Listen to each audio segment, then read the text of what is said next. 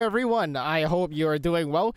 No cam for you today because we got another player with us today in Shuaboo. I am Zui, and today we're restreaming this tournament. The audio isn't on because we gotta listen to everyone first, right? We gotta get the intro. So let's go. Merp's friend, what's your name and what do you do?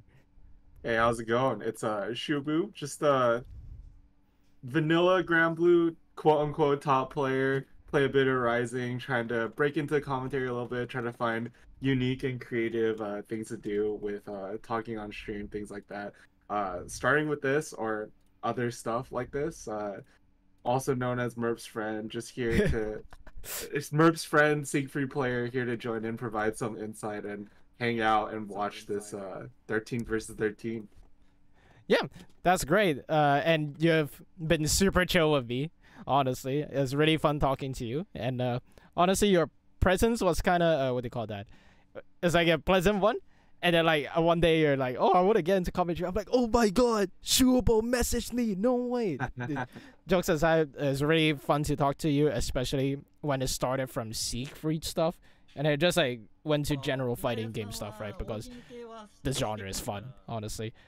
It can get tiring to play sometimes, but it always reels you back. It always brings you back in with some engagement. So he's here to provide some inside commentary, and this matchup very explosive. It's like the esports, like the ASW. No wait, Arc World Tour. My bad. AWT matchup to commentate for. It's like one of those matchups where you will see eventually, and you already know what happens. So I think it's like a commentator dueling ground, you can say, if you put it funnily enough. It's like a lot of prep, and although it can be definitely a favorite to one side, in the end, the player weight does matter a lot more in this matchup, in my opinion, especially in tournament play so far. Funnily enough, we talked about this just earlier, the matches. What do they call that? The matches I find in Japan are not as common with Siegfried compared to Zeta. I'm not sure if that's the case in NA. I think it's like kind of the reverse in NA. Like NA is definitely a region where there's a lot of Siegfried players and almost no Zeta players. To be honest, even for this list, I did some background research on some of these players. I definitely recognize more of the Siegfried players, although funnily enough, there's a couple imposters on this Siegfried team, right? Like, yeah, there's Mirayasu and Yoshito who are not Siegfried players. Well, it's Grand Blue, right? So you can pick up multiple characters. Not only that, it is Siegfried. It's definitely sort of anyone can cook fundamentals based character. I think he scales really well though, similar to Anilla. Although it's more drastic on Anilla, right? Yeah, I definitely think like with both of these characters is like a very interesting dichotomy where Siegfried scales with fundamentals, whereas Zeta doesn't exactly scale with fundamentals. She's actually like a very awkward and strange like you're character. tempo based basically. You need to. I think Zeta scales with lab time mostly, right? So like Shosan is like a great example of a player who labs like character and matchup specific stuff as well as individual Zeta stuff. So like he has all sorts of like different knockdowns with like different timings, so that it's like a true mix up because you're never quite sure what the timing is on like his jump in, if it's anti-fuzzy or if it's a safe jump. Whereas you look at the leader of like this free team, Toro, just like a strong fundamental player, but not really one you would consider like a player who labs setups, right? Like he is pretty even as Percival, you will see, you're like, yeah, exactly. Like sometimes you like ask question marks, but like he absolutely locks the opponent down. He just burns resources when he needs to. You sometimes think he's a madman for burning like 100-meter within like 10 seconds, but he does the job. His hit confirms are like out of this world. Honestly, you have to play against him to know how good his hit confirms are. It is really crazy. That's kind of like the Percival feature, right? What differentiated top Percivals and all. You played Sheiks back then, correct? Yeah, I did play. I played Six back then. Do you play any other characters, like the more vanilla Shoto type characters? Yeah, so in vanilla, I played a lot of Jita towards the end of the game. So it kind of translated into this game. I feel like so a lot of people consider Sieg like the new Percival, right? Like if you played Percival in vanilla, you play Siegfried now, so because of overall player character strength as well as like character toolset. But I feel like Siegfried actually is the newer version of vanilla Zeta. So yes, that's I actually why feel it that feels so so much. well. That's such a nice thing to mention, right? Because Percival, by comparison, does not have a lot of the what they call that. I even think currently the current Zeta and current Siegfried match up more, but they Yeah.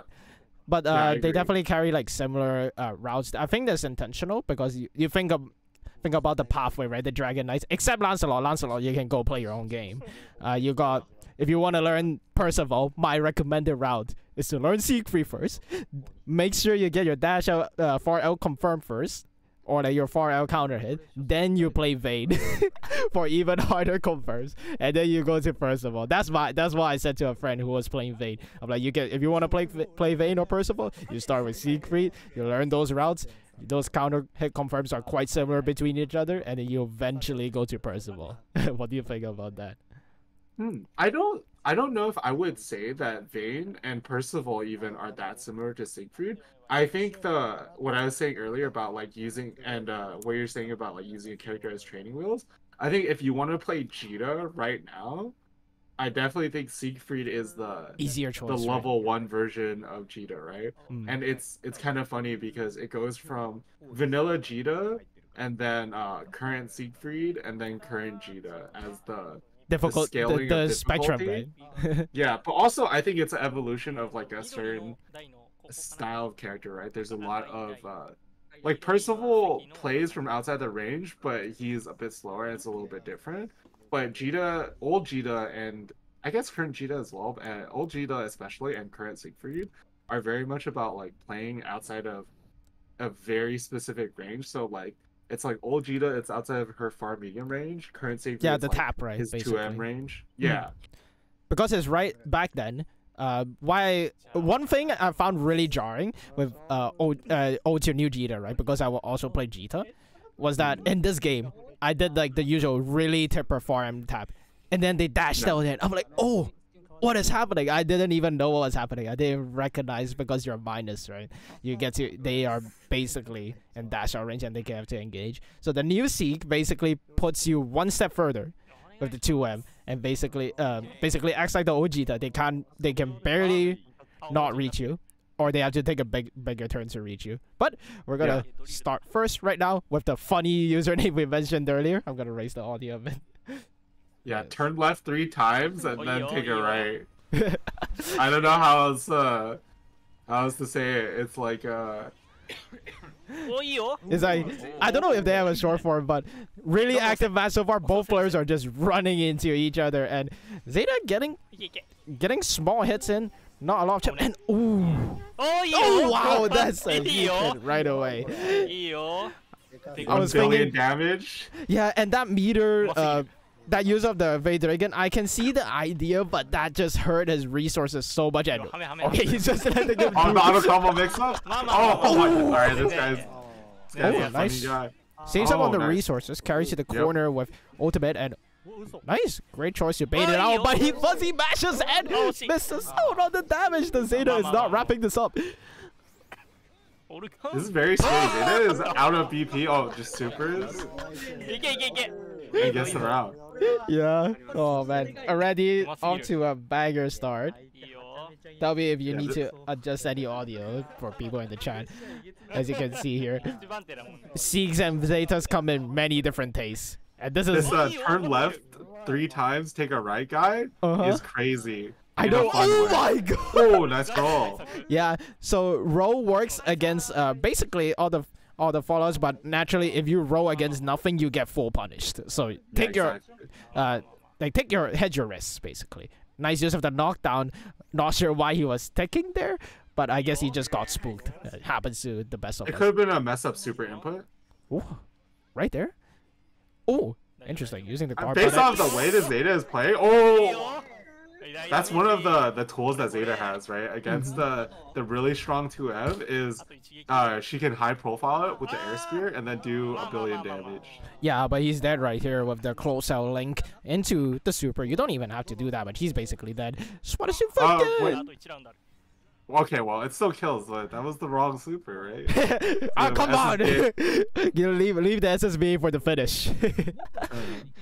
Yeah, I'm surprised there's not a lot of jumping going on, because Shoshan does actually jump quite a bit with normal Arves as well, not just EX Arves. And he's stuck in the corner right now, wanting to spend, and no punish as well. And you see, roll again. Yeah, he spent the cooldown there and got the wrong confirm, even though he has BP and meter to spend. So that's one part of awareness that new players might want to pay attention to. Is cooldowns, not EX meter. Right. 1 billion damage for the biggest. Wait, that's not the combo.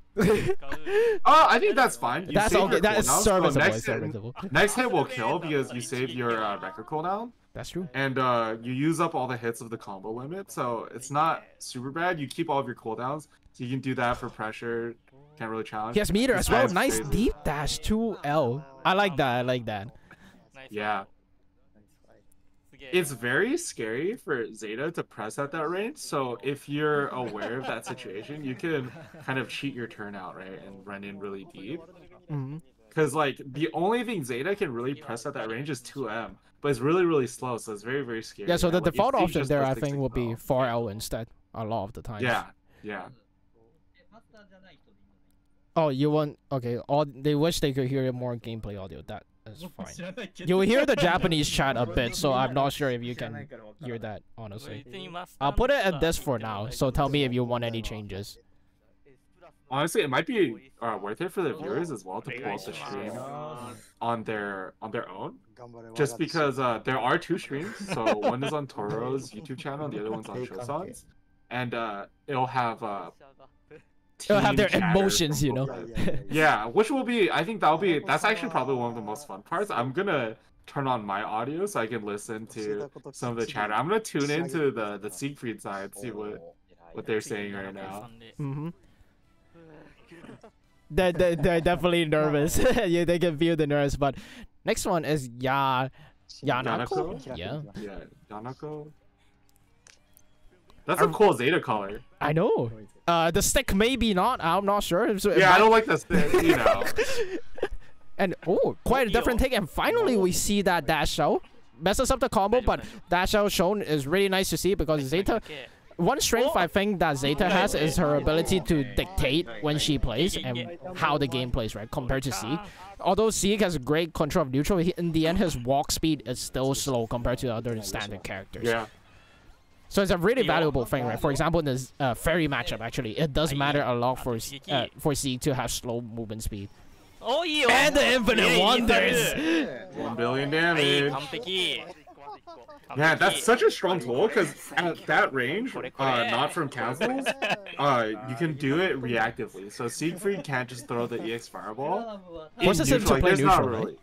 Yeah, there's not really a way to mental stack the neutral such that she can't react to Fireball with Infinite Wonders, right? Yeah, I think that's why this matchup is quite interesting because different defensive options, different approaches to neutral, right? One is determined by their the choice and timing to advance. One is the basically stuffing them, right? Although Sieg has all the freedom in the world, that's why Zero is that annoying, right? He can choose when to go in, like Baru Torek, which is in this game, in this matchup, by the way. Oh, that is not a good way to end the round, but that was a desperation super for sure. Yeah. Yeah, so Zero plays a really zoning thing. This was actually something I discussed with Shuaboo, like at the start. Is that this guy has such an annoying style. I'm loving it so much. Mashes on wake up.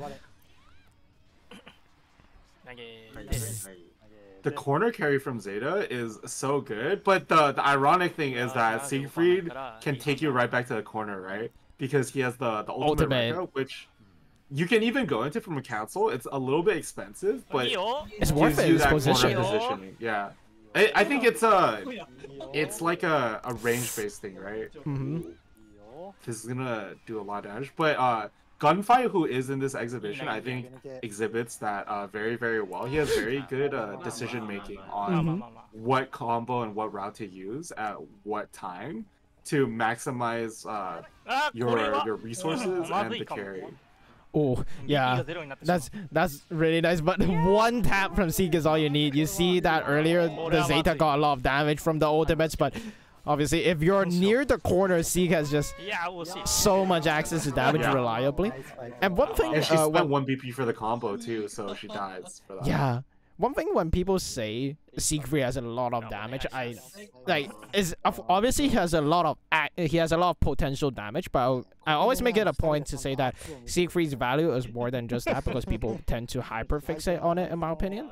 And he doesn't always have large damage, but he has very high value combos. That's how I would phrase it instead for a lot of people. I think he has a high average damage too, just because the individual damage of the second hit of Orkan, or yes. of Ue, the follow-up, does let's pull up Dustin. I believe but it does a surprising around. amount of damage, finishes off a lot of matches surprisingly. But still, it's not like Belial. Obviously, Belial has his feature, right, which is mid-screen damage and mid-screen full combos, basically. Not gonna take that away from him, but Sieg has really good average damage. But the big damage comes from hits like this, basically.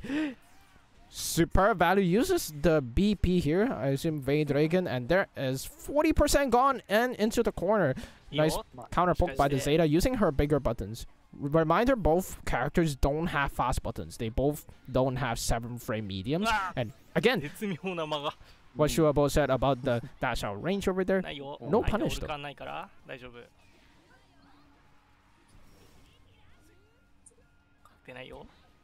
Using that sweep. Shosan really likes to use that sweep for defense. And wow, okay, that brave counter looks so late on my head.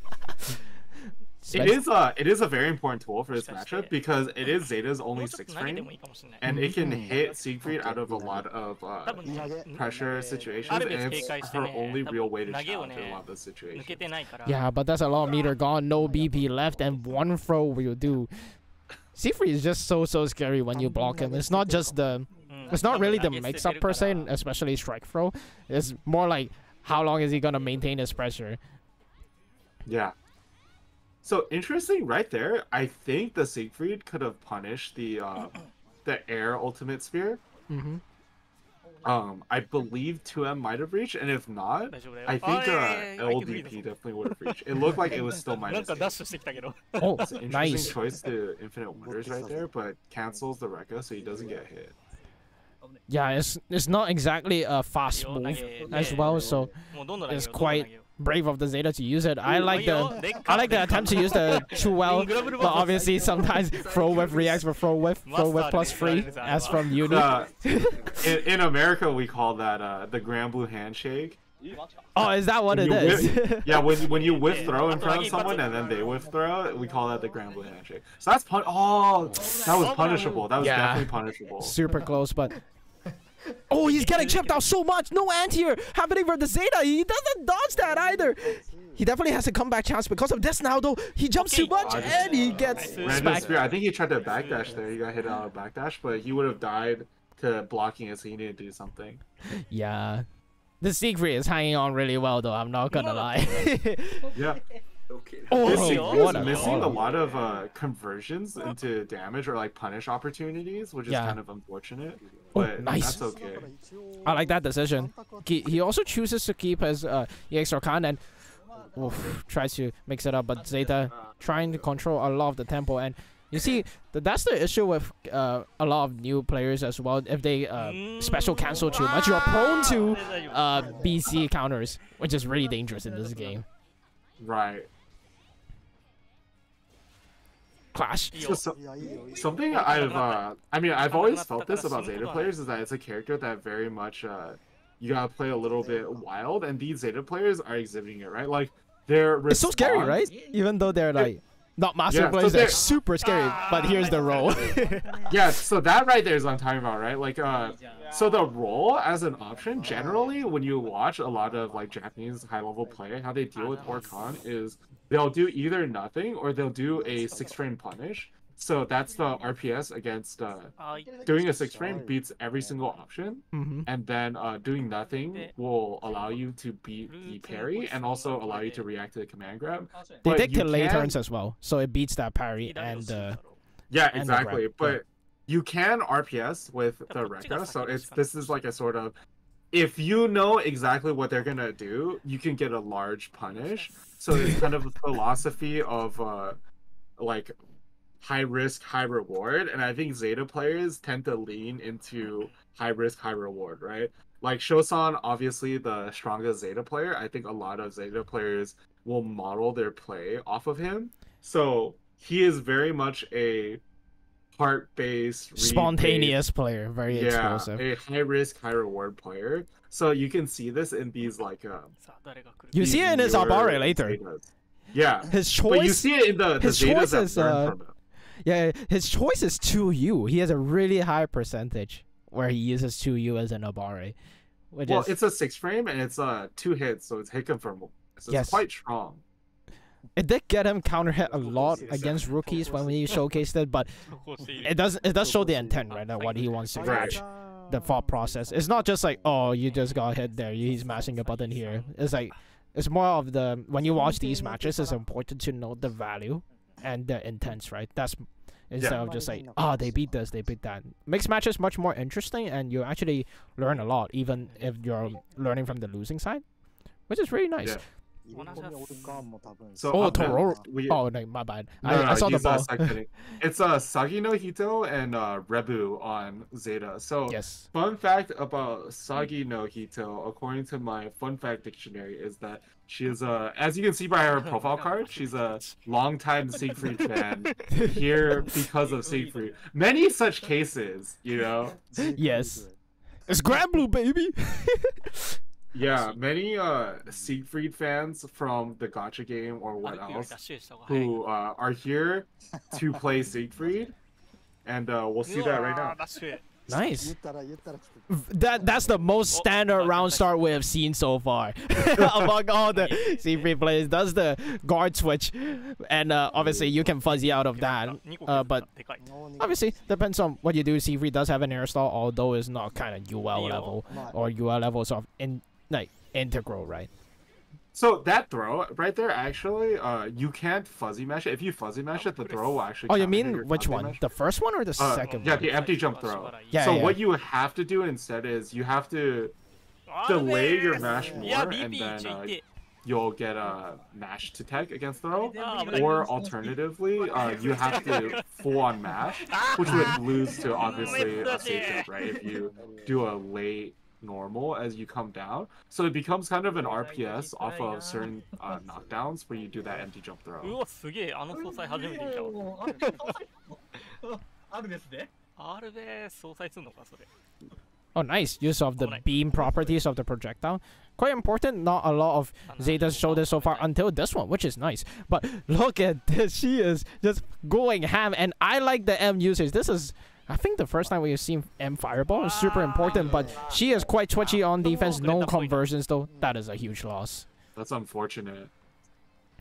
Nice. I like the stagger pressure. This is... Oh, that was a very good sweep because this Zeta player has been using normal parry a lot in that situation against the far line of 6XL. Yeah. And sweep just wins there. Oh, he did it! Wait, this is a comeback chance. He has 28 meter. Oh, no.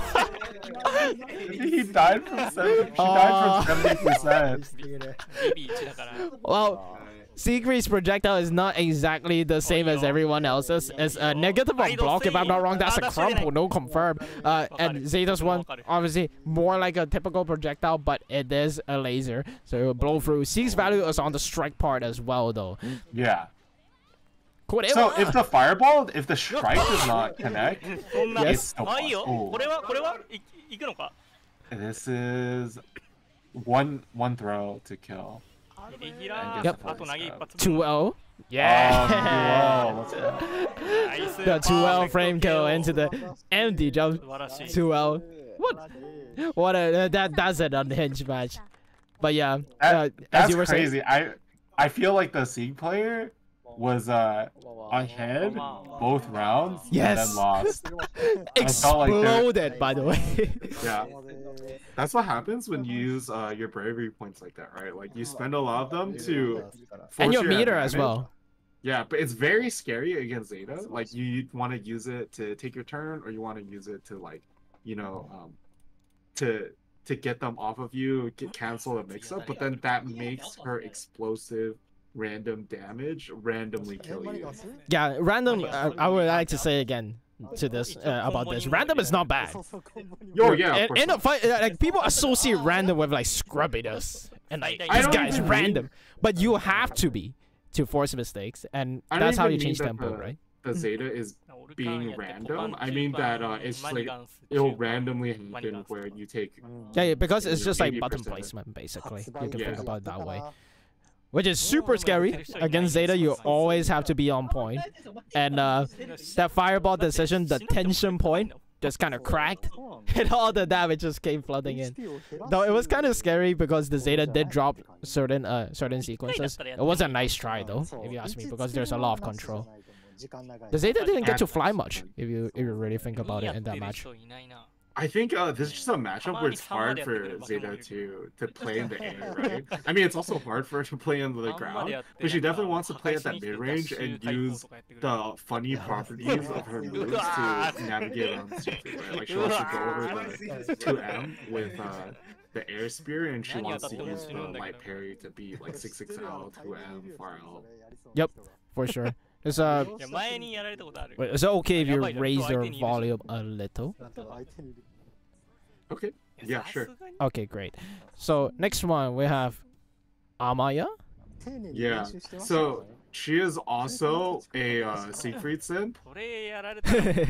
Many such cases. One hit into or combo. And the round starts the exact same way with the EX Orcon into the corner. Let's see. Hey, that's a super standard. Nice. Love to see it. Oh, that's a counter hit. Rhapsody, no confirms though. And wait, is that a reset? That was a reset. Oh, that was such an active DP. It hit the. It counter hit the follow up. They are going all out. They're just wailing each other right now. Oh, unfortunate. Oh, that could have comboed if you do the. If she did the 6-6 out a little bit earlier. A little early. It would have comboed in the first patch. That's I like this with a lot of these less experienced Siegfried is that they're not converting correctly off of the EX Fireball, like getting 2M when they're close or 6-6 when they're further out. Yeah. But doesn't matter, just good offense and pressure. Yeah. Some people say in corner is quite like devastating to fight against Percival back in vanilla, and you definitely feel a tinge of that in this. Although I do think in this game the Grand Blue Zone feels a bit different because you're not playing the tap and check game as much as engage whenever you want. For me, it's a bit reminiscent of Strive Soul, but like that's a little bit, yeah. A little bit. Of course, it does not translate. Throws are way more potent in that game. And oh, nice throw. I like that. Oh, another one. Zeta's getting tossed around. She's gonna jump. She's gonna jump. Oh, okay, Jesus. Nice 2M check as well. I think Nebu picked up on the movement cue there, and as he saw the movement from Amaya, he decided to respond with an active option. That's how the 2M nails you, basically. Yeah, exactly. That's a very good adaptation. I thought she would go for a throw a third time, and in my head I was like, yeah, if you go for a throw, Zeta's gonna jump, and then you get blown up. Gonna turn blue, and then the Siegfried will be in a one-touch situation.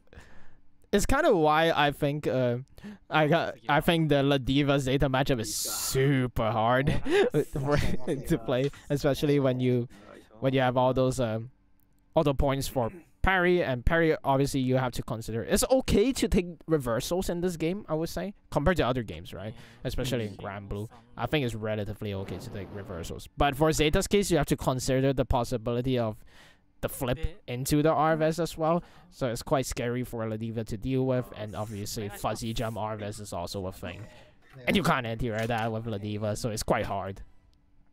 Oh, definitely. Default color Usushio.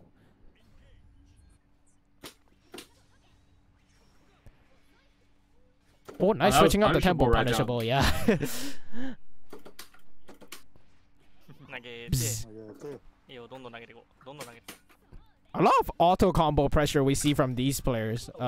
Yeah, so both of these characters actually have a sort of auto combo mix-up, right? あいいよ So point blank, point blank. yeah, Zeta can do close M, or なんかダブルア close タック MM, まで入 close れたら MM, 酒って and い she うの can が多い cancel into the EX Fireball as a frame trap, right? Mhm. And Siegfried can do 2 hits of auto combo ダブル into アタックから throw. ワ He's ン still in ダ throw ー range. 打ったら And もしか then したら he can go into the overhead, which ダメージでカウンターしてくれる Frame かもしれ trap ないあ as でっ well. か frame traps, But here, or he can go into 2U yes. to change up your fuzzy block times. It's quite scary. Close out, 2U is a citizen favorite as well. And Of course. very, very potent string we haven't seen yet. I'm not sure if Toro would do it because from what I've seen, he does not do it that often. He prefers to play the timing spacing game, which is nice because it gives him more options, right? Similar to how Zeta plays in this game. It's all about you push yourself to optimal distance. You have the power of Zeta in this game is that you can commit whenever you want, and that's a great counter hit 2M confirm. Goes into DP Ender. That's nice choice. Keeps the Vade Dragon. Jumps back to create the space as well. Oof. この感じだと The Siegfried player is pressing close H or far H a lot when Zeta has more than 50 meter. It's very scary. Very scary. 50 meter available. いや And this 半分 is なくなった pretty sure it is in one One touch. touch. Yeah. One touch. Oh. Oh, the jump! Oh. What is it, let's go. fucking? Ooh. And sorry for the late chat response. Hello, Svampin. I hope your Beatrix Avengers are going well. Or maybe you went back already. My condolences on your character getting nerfed. And that's a choice for a lot of Japanese players, especially Barutolek, for that combo route, just to do auto combo into Very Dragon. I like it a lot because of the damage, but obviously you won't get to play the Zero style, the keep out medium fireball or Very Dragon style. Nice pushback from Zeta. Consider the cooldowns. That's the thing that every Zeta player should pay attention to. Because Nice the combo flip. converts this time off of it. Oh, the interesting route. It's the reset, bro. Oh! Oh! Cap. What is happening? What a... Yeah. I'm not gonna lie. Sometimes I do raw Archon. It's like a preemptive big button stuff, and it works like half of the time. It's pretty nice. The thing about Archon is if you just press like far light, even because Archon is slow, you'll actually just win. Yes. So that's why rolling is very, very scary. It's something that you only really want to do if you want a hard read, and maybe if you're cornered, you can get a corner combo. But it's very, very scary, right? Because the Siegfried can do nothing, which I think as we go up the skill levels, as we see more Siegfrieds, you'll start to see way more Orcon nothing. Like the stronger Siegfrieds generally choose not to do a follow-up, and they'll take their minus -7. Yes. Because it's still RPS, right? Because then they'll RPS into parry.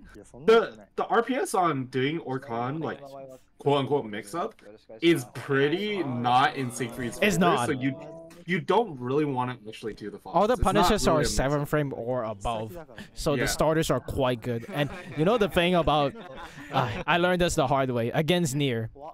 Wei doesn't even go above 2M. You get tagged by it. Yeah, so I think the only real option you should go for outside of a deep mix-up is doing the parry follow-up. Otherwise, I think mixing between parry and nothing gives you the best odds. Ooh, nice. I like the projectile control. The blue stuff, which is very good. Now Zeta has no meter. The parry, nice. There, yeah, like mentioned, but the Zeta player chose to take their turn back very differently. That's a delay timing throw as well. Oh, why would you do a 2U there? That is such a huge chance. And I think it was a very... Oh, that's crazy. Vade Dragon still available, uses it already, and that's the trap that Vade Dragon has. It's -4 only if you choose to do... Unless you're like really instant about the dash out, a lot of the times players will get caught. The flip does not convert. I'm pretty sure you can convert there, right? Can you? Still closes out the round with a lot of life to spare. Might not even have died to one blue combo. Yeah, the L follow-up to Orkan could Amaya have converted there? Yeah. Yeah, It would have could have been able to convert it into 2M. Oh, interesting choice. There's so many weird hits happening in this exhibition. match. The flip.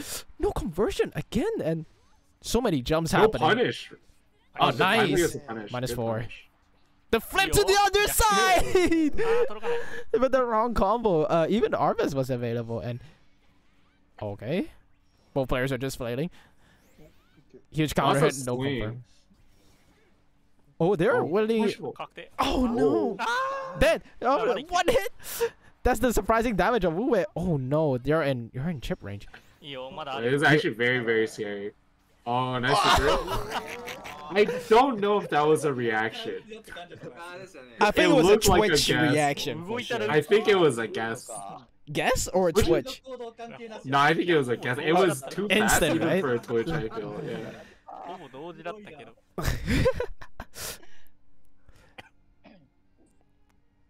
So I believe it's 3 wins and you're off. Is that how this works?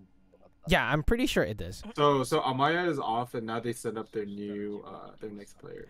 I think Amaya has done really well in general. Yeah. Although like the stability is definitely the weaker part, but a lot of good hits and timing. I think that's a lot of where the damage comes from. It's not necessarily the optimization and stuff. It's just about timing. So you can see Sieg is quite nice to new players, right? You can play in many different ways, and I think that's great. Because it gets people into the hit confirming type, you know, although it's the easier ed. It will allow you to get the fundamentals to play someone like Percival in the future. Super fun character, by the way. Definitely just like a character that scales the fundamentals, so you're encouraged to grind out your fundamentals as well. Yeah. And then we have the other side of the coin, like Zeta, as you mentioned, and also characters like Nier. Obviously, Nier will be more familiar to players that came from. I would like to think that she's a character for that's designed with the modern landscape in mind, but that's probably just my opinion.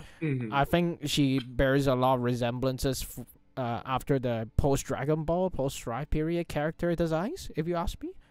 Like, yeah, I see that. Very standardized hit confirms or combo routes that generally have very focused points of guessing, right? That's a trend I would say for modern characters. Instead of like a lot of small little timing variances and points where you can force a guess.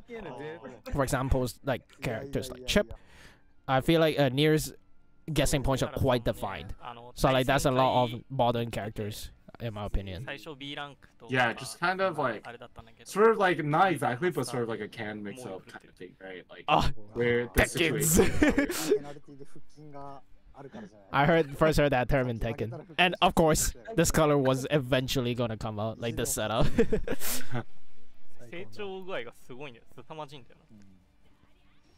Nice. That's actually a range that I thought would come up earlier. The Zeta Tipper Arves versus the Siegfried button choices earlier. Nice 2-hit punishes, and this is where you see the gameplay go to more familiar territory, like more familiar tournament territory. You see a lot more of the frame traps and the pressure sequences you see typically. Nice walk back slowly, but still gets tagged by the Infinite Wonders. And look at that damage deficit just recovered. Yeah, Infinite Wonders is such a good like a bar option right there, right? Oh, that's a huge hit. Well, mix up. And nice use of the Brave counter. Escape from the corner as well. Siegfried has all the cooldowns available. Zeta jump cannot be caught, but the landing recovery. Yep. What is it? Definitely dead. If he jump landed, I don't think would the timing be? No, he used it too late, in my opinion. I mean, it was a reaction to the dive kick, right? Yeah, so the Arvis. it would only. I think they would have only done it if the dive kick. Yep. That's one aspect you see. Yeah, I like the aspect of backdashing on -4 for Siegfried. It is a really good maneuver, especially on the very dragon, but he was not paying attention. He got gripped over from Orkan, probably anticipating the follow-ups. But that's a Really nice confirm. Super available. So interesting, maybe nerves, maybe inexperience, but right there, if you want to cash out into super, I don't believe that. Did he already spend 1 BP yet? I think he had all of them, right? Yes, he had all of them. He could have definitely routed into 1 extra BP, and it would have done about like 1200 more damage, like basically a throw's worth of more damage. So reduce the number of hits needed to kill by 1, but it still closes it out very handily. Yeah, that's the more solid, expected gameplay. Although we say expected, but that's where you see all the punishes come out right away. 2L, 4L into Orkan. No resources like saved. Just do it. You get to maintain the momentum. And that's what I think Sieg is good at, right? You're able to rotate 2 sets of specials. I like to classify them as based on Fireball / Vajraken or Orkan. So if you tend to play slower, and in the case where you spend Fireball or Vajraken, or even both together, you get to choose. You don't have to play slow or completely passive because you don't have those 2 tools. Right? What you can do is start moving and play the aggressive game, and that's where like Sieg's versatility comes in. You get to play and decide when you want to go in, when you want to go out. Although that's the entire gameplay of Zeta by comparison. She's a very active / reactive character to the opponent. You get to play around the opponent's buttons, very interaction heavy. Depends on your taste, obviously. Zeta still can play a lot of the classic, the fundies as well. I wouldn't say it's bad because her dash out, in my opinion, is actually quite nice. It is decent, but it's just her. She has a lot of issues with her mid-range buttons, so it's harder for her to enforce her turn after the dash out. Like dash out 4 hours, something like Beatrix as well. Yeah. Oh, huge tab. Ooh, yeah. In the corner.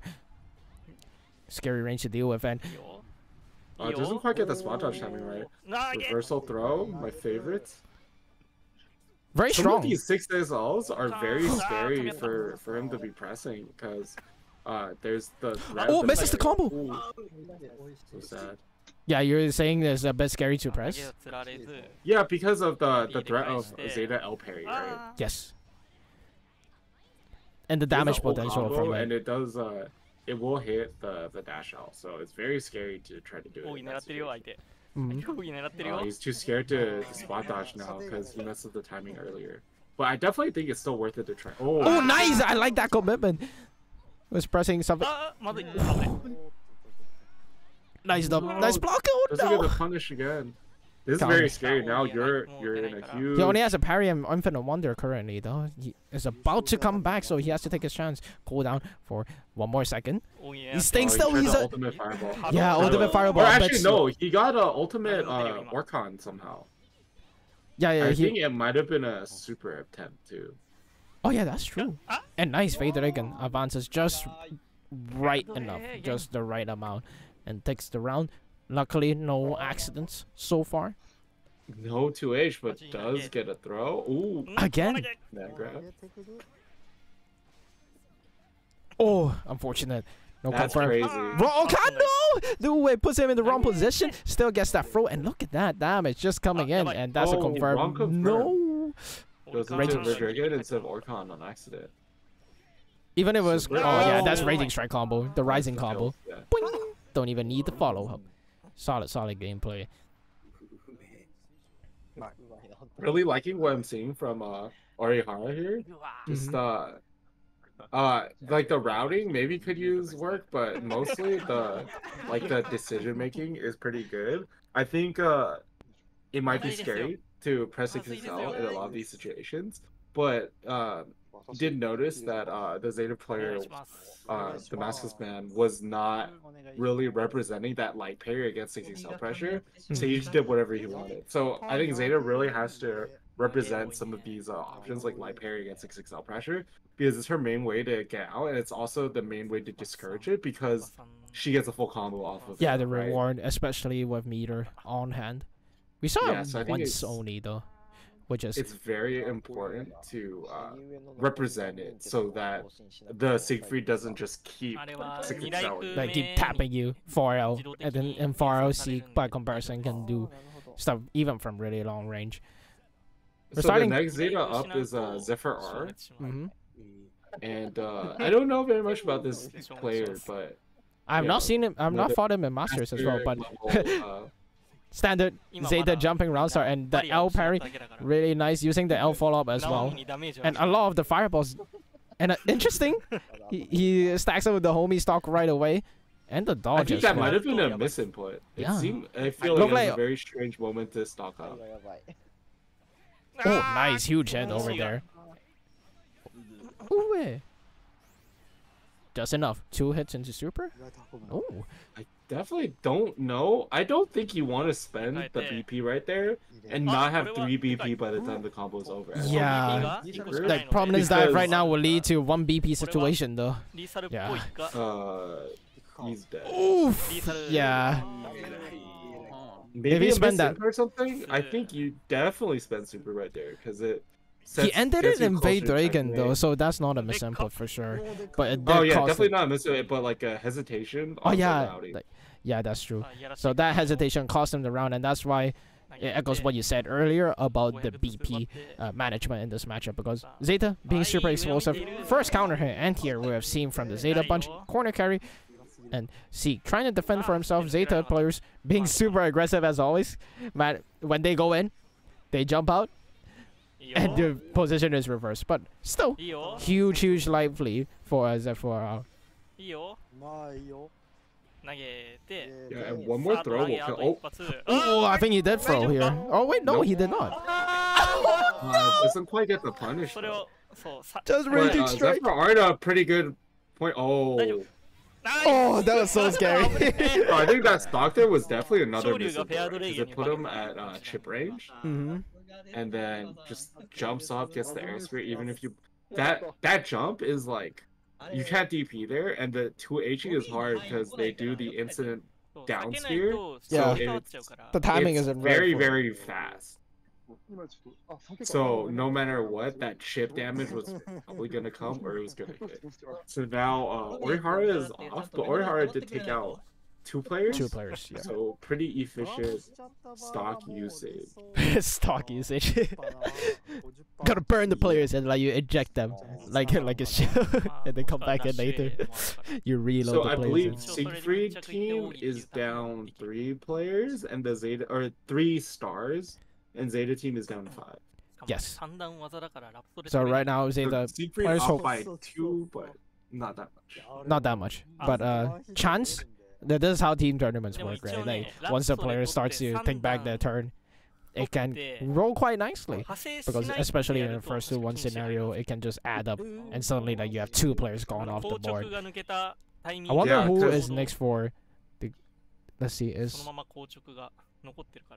is. Oh, I need to see the other screen. It's Soul Mac, Yes, so I Mac. believe.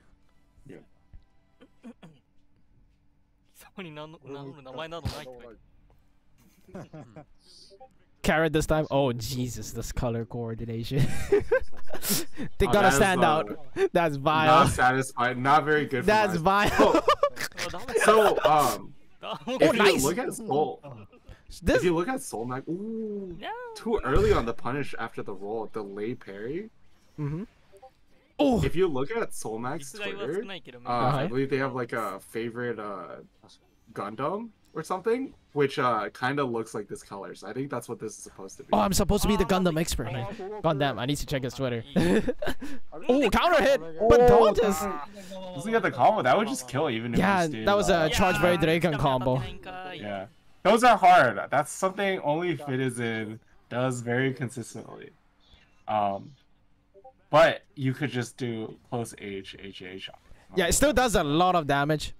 But with the charge very Dragon, you can get basically the 2H corner and tier damage, which is really cool if you manage to pull it off. Don't give up, guys. Practice that. But close H, as you say, definitely more enough. And it would have killed there, yeah. Yeah, sure. and this guy is more, somehow he manages to look more aggressive than Barutolek when he plays. That's crazy. I like the usage of 2U because yes, the delay of it coming out, it is technically a 2-hit normal. It can beat Rhapsody follow-ups. Oh my goodness. He's just DP on plus frames. Oh, TCS. Oh my god!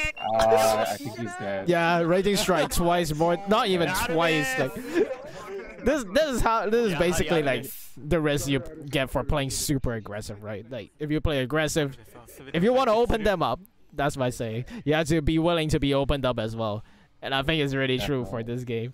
Oh, he's just throwing the kitchen sink at the Zeta. Yeah, definitely going in. Wow, that's a really early far out, and I like that they start to represent the parry board. And look at that, that wasn't even there was no hesitation, just do the close out in the corner situation. It's time to press. Get it. So I really like the use of 2U.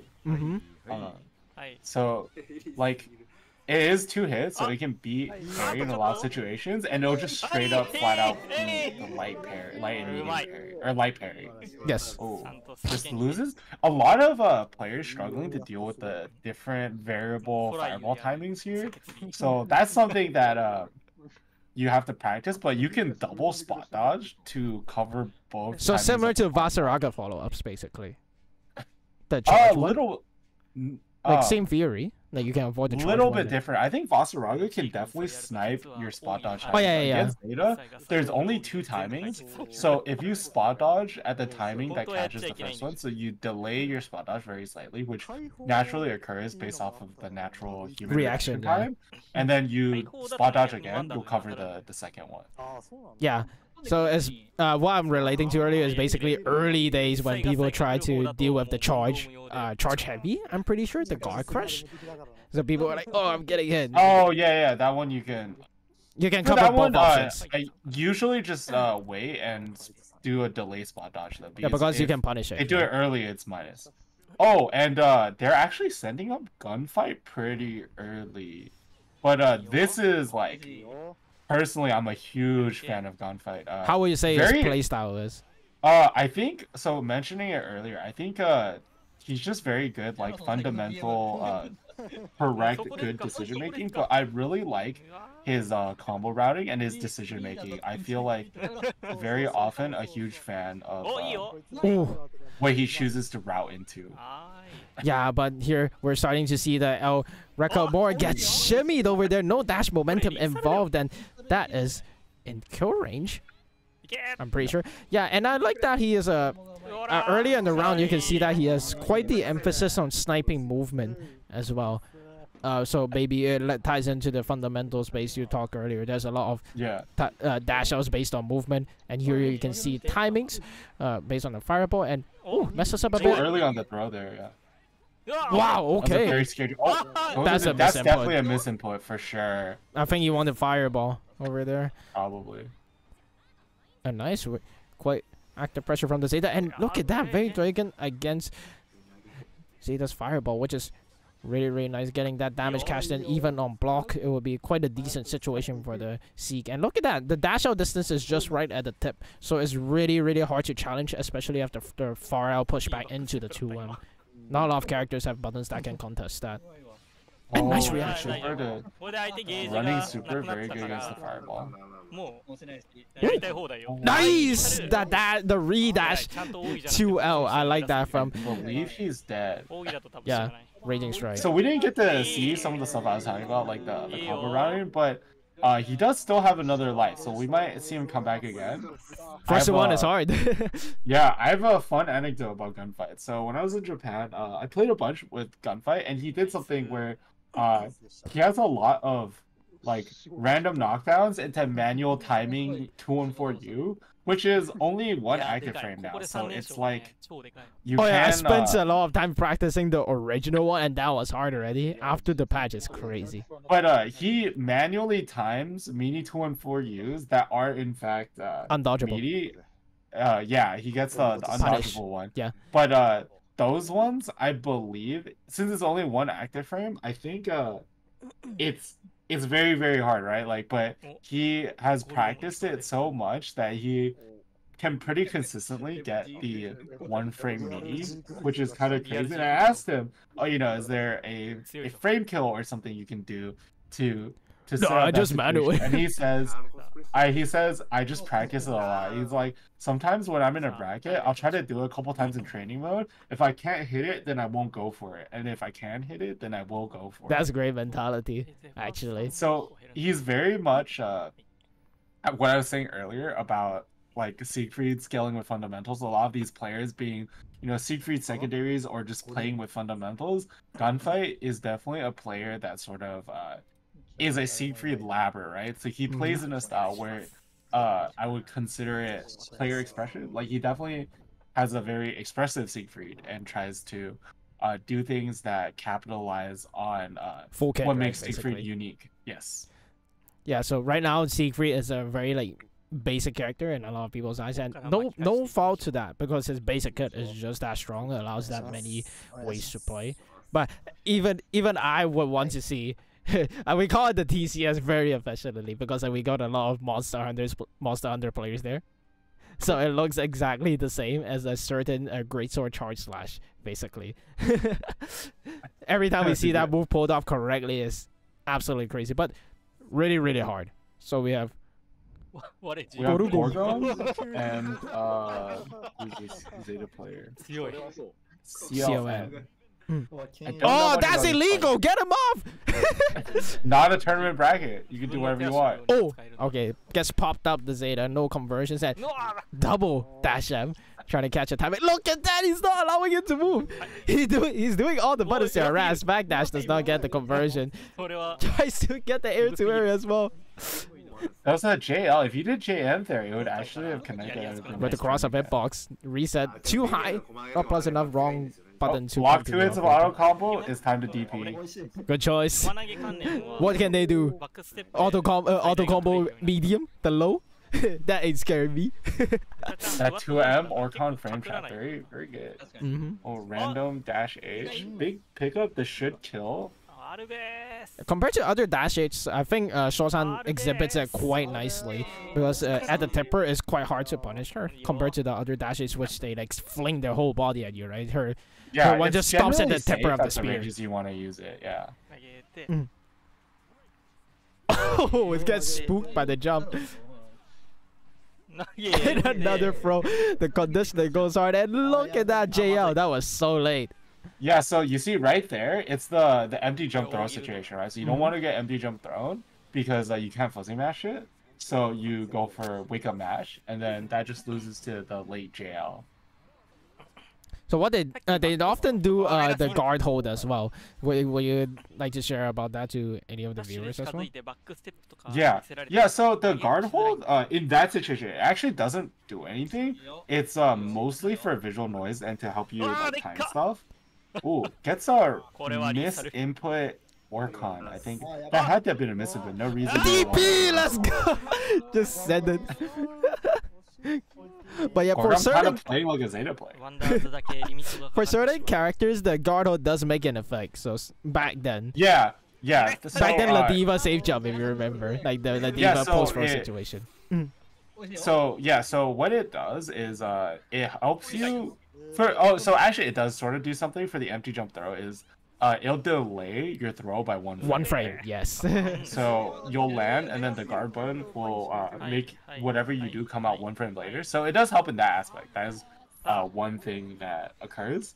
But generally, it's the main reason you do that is create a visual noise and kind of signal to your opponent that you're doing this jump in / throw mix up, so that they will feel incentivized to respond.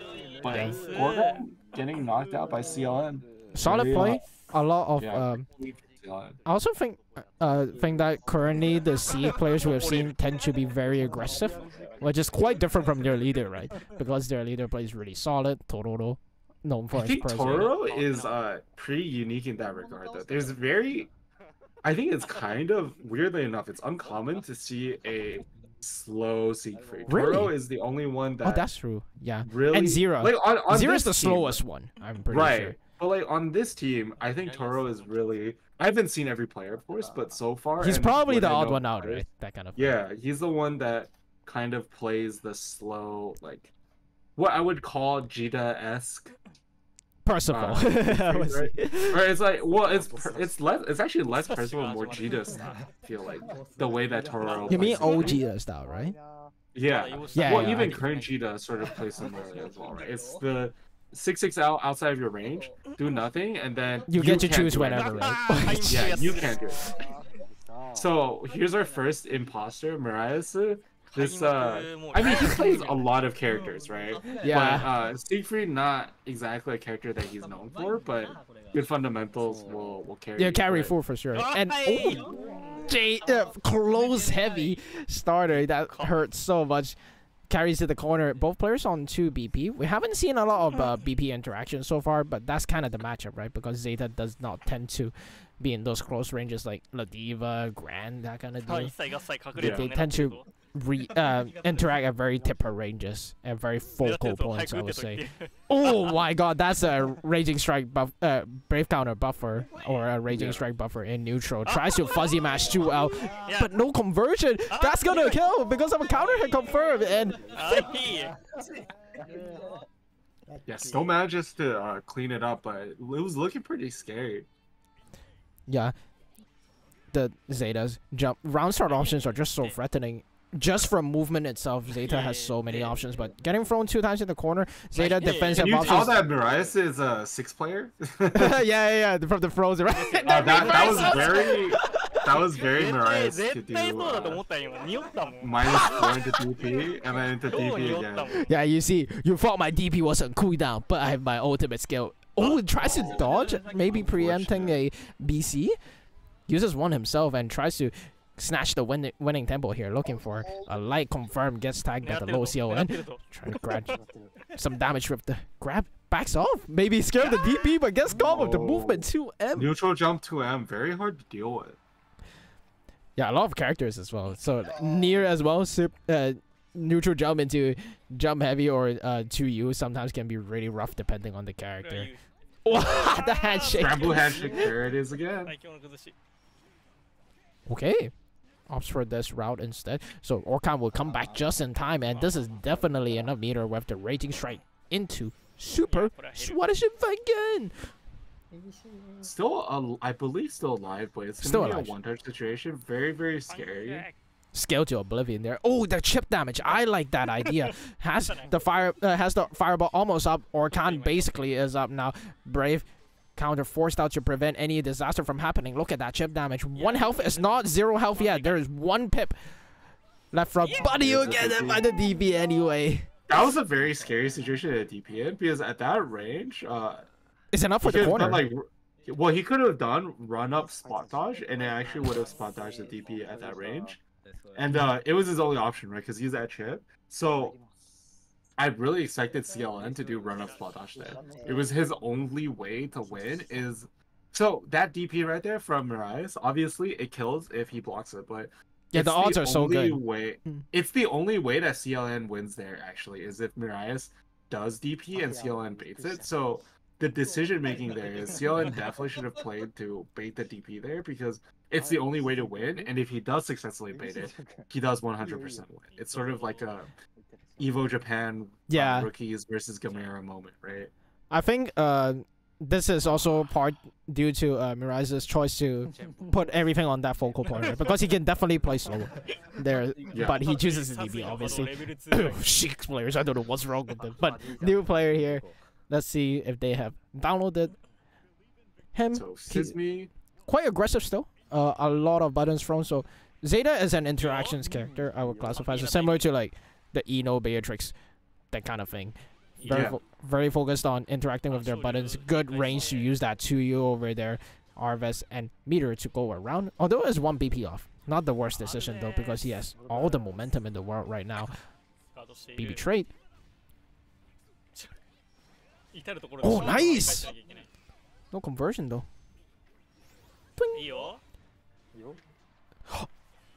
Oh, 0 BP. 0 BP, you're dead. Remember mentioning like raging strike. Somehow you sometimes can't, you see it but you don't dodge it. That's the rough part about this mechanic. Sure. Oh, committed. Oh, doesn't catch the spot. I think he saw the spot dodge, but he was slightly late on the follow up. Yeah, he's used to doing the follow up on block stun, right? Right. Well, no. Wow, So, huge jump. Usually you only do the forward if you see the spot dodge, right? So you saw the spot dodge and correctly chose to go forward again, but delayed it. Oh, drops the combo. A lot of drops in this set right now. Yeah, even the C's are dropping, but I can sympathize with the sequel, I'm not gonna lie. Oh, tries to bait out an active defense response of Fuzzy, but look at that, he is the one getting baited out every time. Could he not have just killed? He could have. He had 56 meter after the dodge. Alright, Mirai's first life. One imposter down. That was screwing around there. Someone says in the chat, I'm waiting for Baru Torek. I think he's also one of the matches, one of the players you'll watch in this exhibition as well. Oh yeah, for sure. Super fun guy. Super dash out heavy. If you can't tell from the gorilla in his profile picture on Twitter, it's Wagner, obviously. Right. Very scary. Like he's still, it's like he's still playing patch 1 Siegfried. He plays it as if it's still patch 1. That's the scariest part, the absolute confidence he has. Yeah. Next one we got. Oh, here's our other imposter, Yoshida. Right? Or yeah, that's Yoshida. Yes.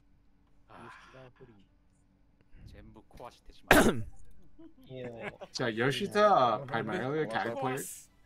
But you know, again, when you're good at the game, it's very easy to play Siegfried. I am curious because I definitely know some other like Siegfried mains. I wonder why they did not show up for this, right? And they got these like Siegfried secondary players. It would have been nice to see more like mains, hopefully, yeah, mains to see like maybe some player expression stuff, like more gunfight style Siegfried players. Yeah, like focusing on optimized setups and those things, like chip damage. Yeah, I mean Siegfried doesn't really have those things, but like even if you play a very dry Siegfried, if you have more reps on the character, there'll just be situations that you recognize better. Like for example, I'm sure that this is something that like the Siegfried mains like Tororo and Gunfight and Tororo probably would know, but in the mirror, if you block Orcon, light DP punishes everything except for parry. Oh yeah, from, and like, basically also, any range. it's not the Sheiks matchup, but you know the micro dash ultimate DP on all the options. Oh yeah. No, not micro dash, micro walk. Yeah. Micro walk DP, the ultimate DP. That's also an interesting part. And like, I like that DP. Earlier he tried to mash out on the EX Arves from the air. This time chooses the DP, get some damage off, and that is really great because right now the damage is more or less auto. Bar that throw. 2 throws, my bad. In the corner, this is not a good situation for him. Falls for the anti-fuzzy. As always, that's one of Zeta's most potent weapons. Combo limit was save him from getting deleted there, but one touch, chip damage, and that's basically it. There it is, Yoshida out. Sizni up 1. So let's see who they send in next on the Siegfried game.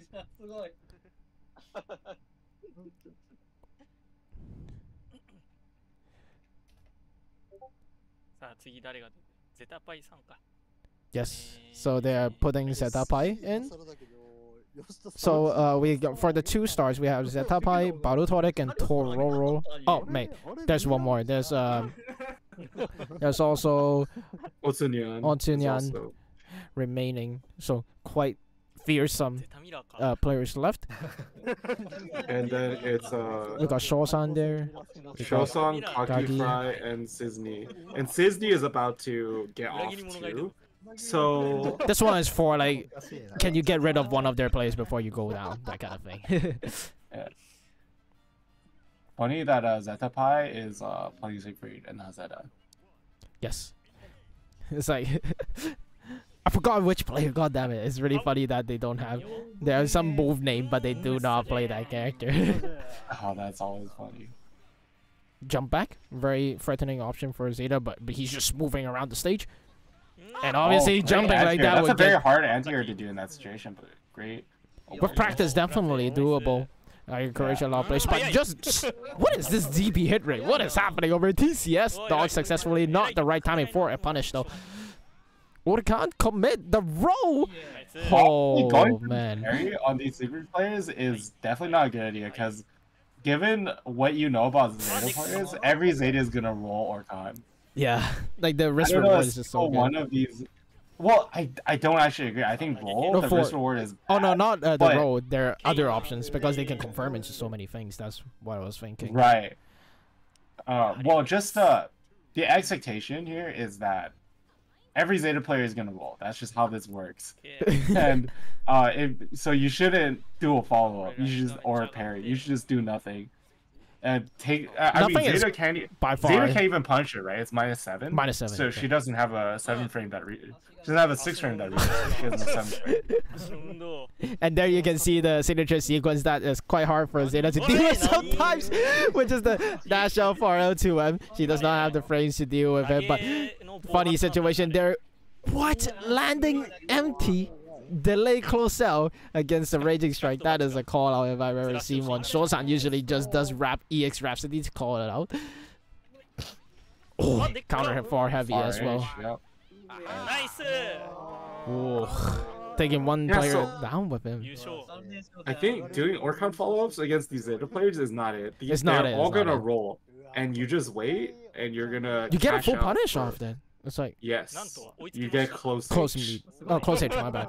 But like for you get a close H counter hit. Close H, yeah. So you can do the charge for Dragon. Charge for Dragon.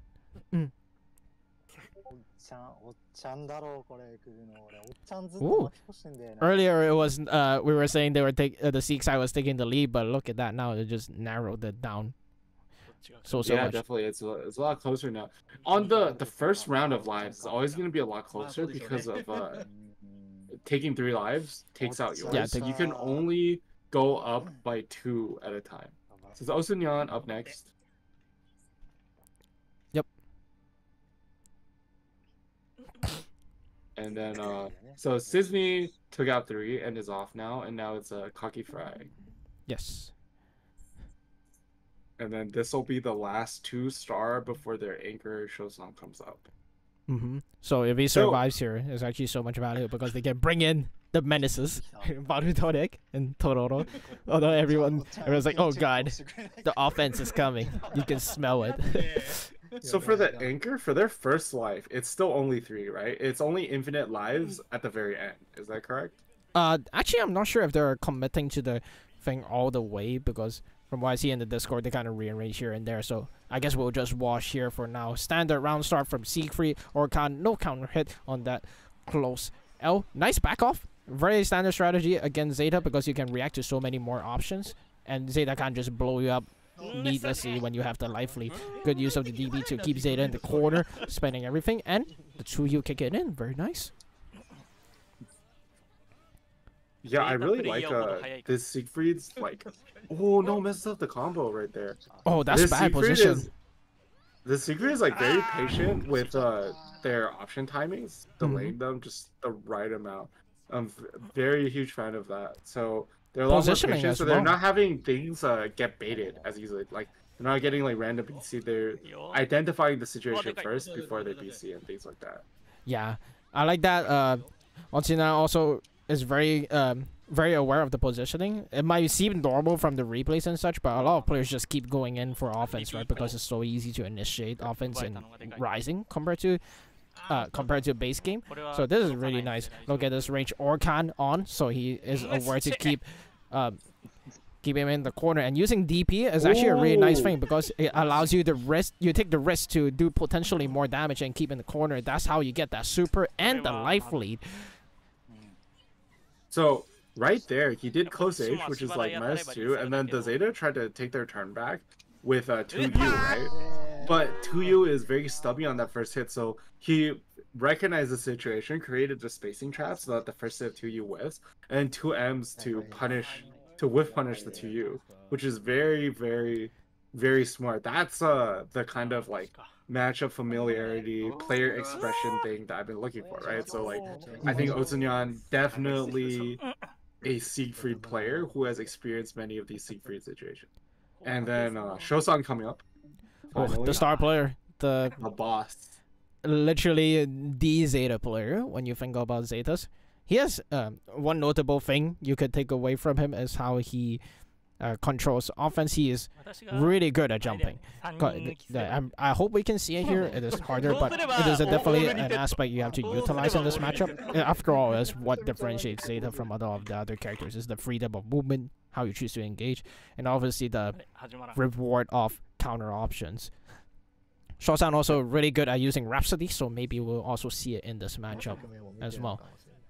Yeah, Shosan is so good at using that light Rhapsody to shut down your offense so that you can't variable timing as well. Like his timing range is so big. Yeah. So we'll see. Maybe a jump from the start. Yep, he does. Shosan round start.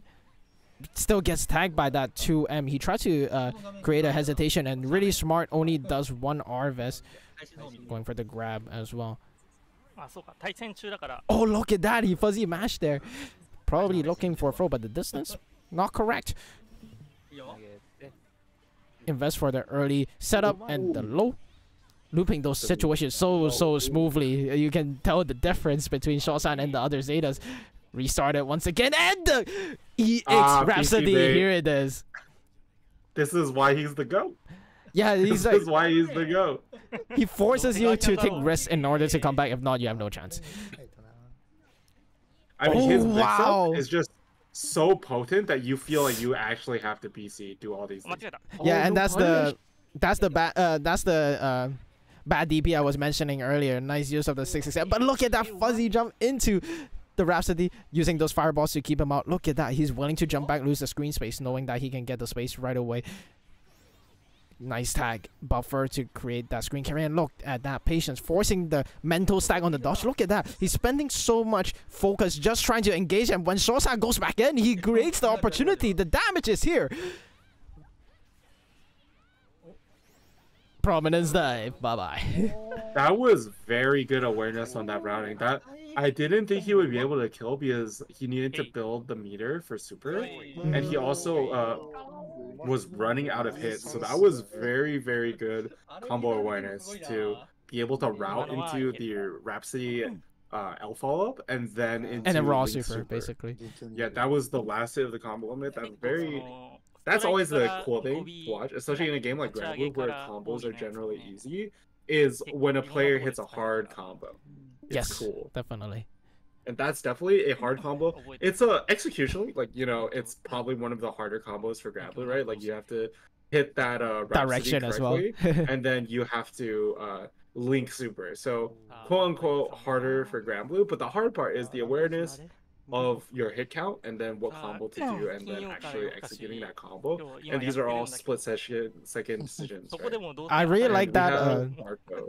Yeah, we have Barutone. But again, I have to add on that. Yeah, it is really clear like what combo theory is in which part actually, despite it being a harder combo to confirm, right? It is so nice to see. It's like you can see how their brain works. That's the really beautiful part about his combo routing. Handshake.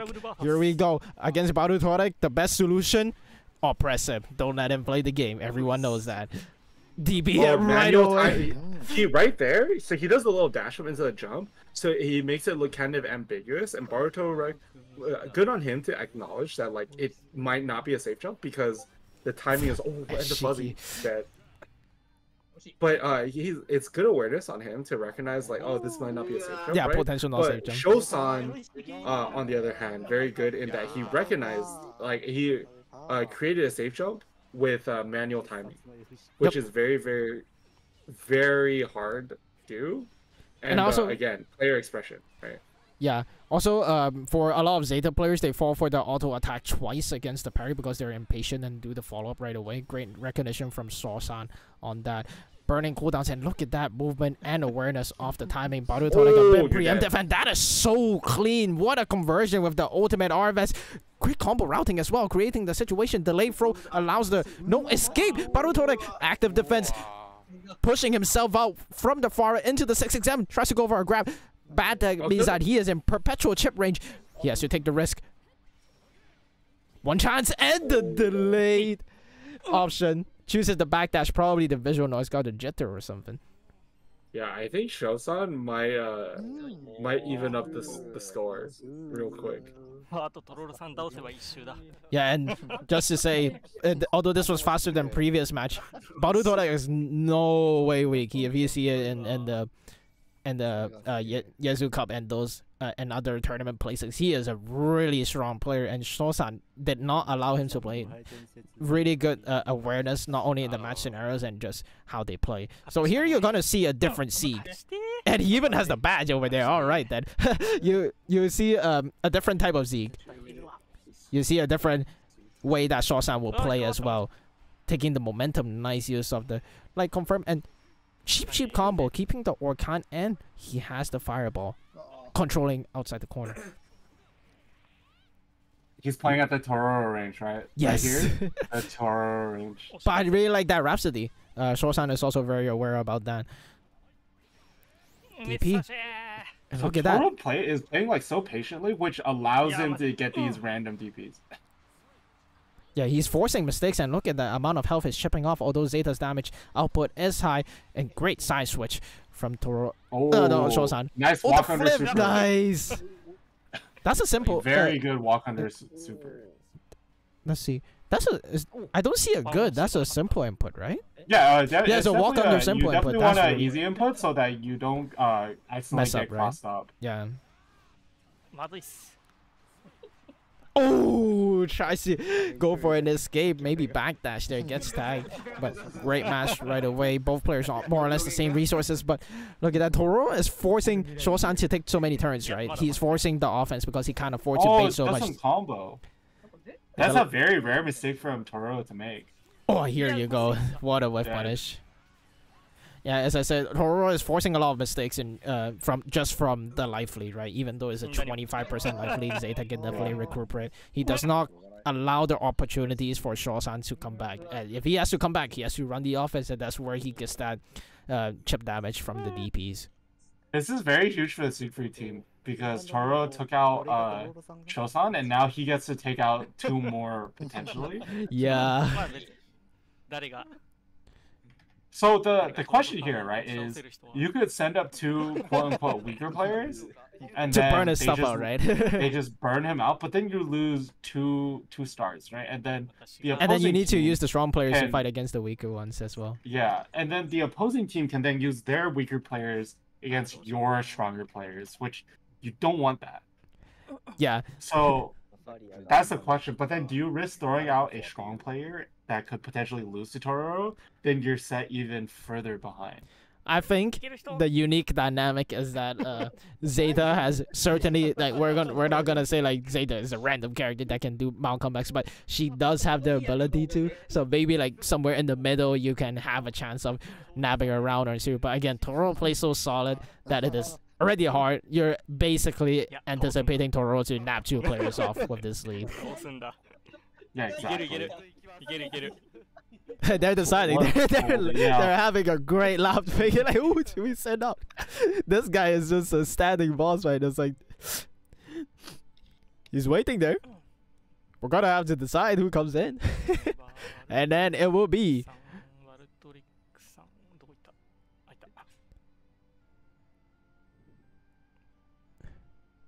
It's gonna be Yanako, I think. Yeah. Yes, it will be Yanako against the Siegfried. So I guess they are planning on trying to send out some of the weaker players. I think that's a good idea, not gonna lie, because they get to have an easier time burning out the stars, right? You don't want to have them 0 chance, right? And point blank Bay Dragon. He's scared. He's moving backwards so much. Seems like a misinput. That is probably so. This is something that happens a lot. If you do run up 1L, like because you do 2L with a 1 input, which I do a lot too, you get run up 2 and 4L because of the way the input reader works. Oh yeah. Oh, nice infinite wonders. I like that. You know, it's the first one. Maybe Yanako can win. Oh no. That is so scary. Toro is turning on the engine. He's gearing up. And that's what he's really good at. He knows when to go in, when to how to mount that comeback. Nice decision making there. Toro is on SBA point though. Any hit will kill. I think he's gonna jump. He does. First one, neutral empty jump. Dash out, great decision. Don't just focus on jumps to get out. He's jumping again. That's meter burns. Zundamon in the chat. Oh, huge carry!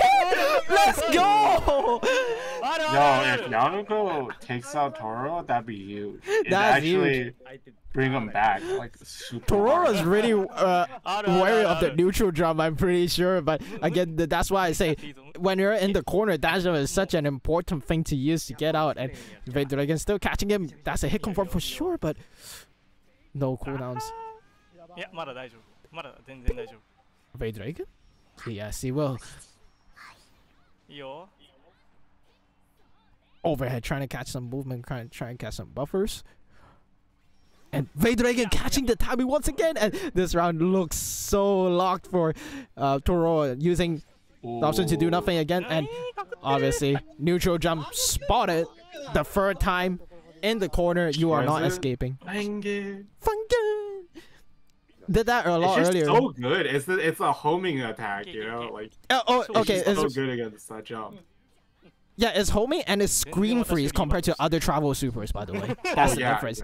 So like Grand's one, like Tempest Blade, like notoriously kind of iffy for a super. Although in the new patch, the SSBA version of Tempest Blade is quite good, but like by itself, it can be really jank because it has to travel. But Swarazin Fangan is a teleport. And it freezes the opponent, which is really, really strong. Toro showing off how he can play really aggressive with Siegfried. Hit confirm, and that is it.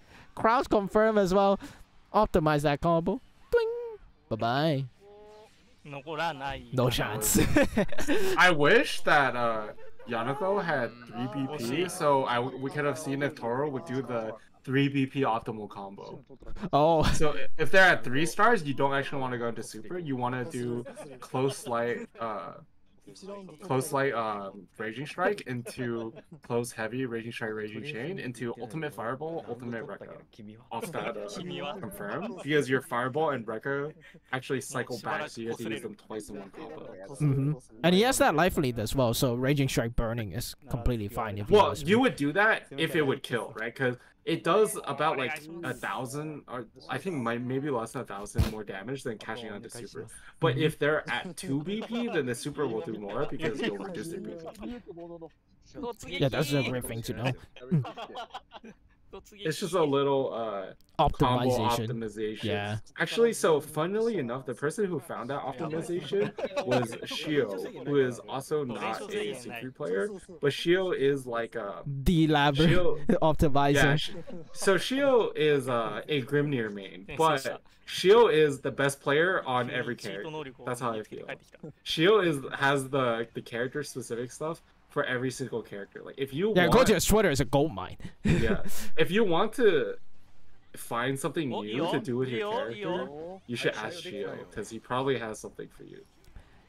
Yeah, he always has something like, oh, why not try this, optimize this situation as well, that kind of thing. And he is so consistent with timing based combos as well, which is crazy. Yeah. Alright, look at that, Toro looking to burn the second one, but gets hit by the infinite wonders. 50 meters to go, raging strike, burn from the Zeta, standard affair, and look at that life lead, showing that you can still take a punch against the big boys, but no combo, that was huge! Reverse TP! What a smart idea, oh no, disaster. Oh, drops! Nice! Raging strike! Oh, let's go! That's like, if there's any one point where Siegs dropped their combo, is that. Yeah, it's definitely not the easiest thing to link that close flight raging strike. Nice use of the fireballs. I like it. But again, very Dragon usage, just a burst. Oh, you can combo off that? Just do raw Arvest. Yeah, that's so much damage as well. It explodes them. Yeah. Oh, nice use of the 2U there to catch. But Toro already aware of the dodge habit of this player. Oh no, that wasn't even a punish. He just didn't block. Oh no, he has Rokan ready. Nice. Move forward. No. Oh, it doesn't combo. A lot of drops. There's a lot of nerves. Oh, he's nervous. You can tell the nerves kicking in. Unfortunate. Nice try, nice try. So Zeta will have 2 down and Tororo. Oh wait, almost 2 down, not yet.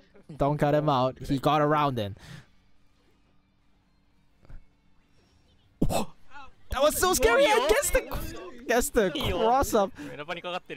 Early sequence. Parry. Oh no, you don't do that. Yeah, that's not allowed. And look at that dash out range. Just right in the 2M. Then ankle, not the toes. Oh, that's a combo. Although he will go for the shorten combo, obviously, because an aerial hit means hitting combo limit earlier. Wow, what a buffer. Dead. Unfortunate. You are dead. Nice fight. Especially against some BC scenarios, unless you're against some character like UL, it is really nice to sometimes just check them with a far out buffer. It doesn't have to be Raging Strike all the time because you can get screwed from that sometimes. But it's sometimes when you BC not counter hit, obviously, you just tap them. See if they run into a button doing some fake stuff. That's actually a hit confirmable into Raging Strike because of the way the properties of Raging Strike where it freezes on hit if you the normal hit before, so it always combos. So you can hit confirm Farlight into Raging Strike. Hmm.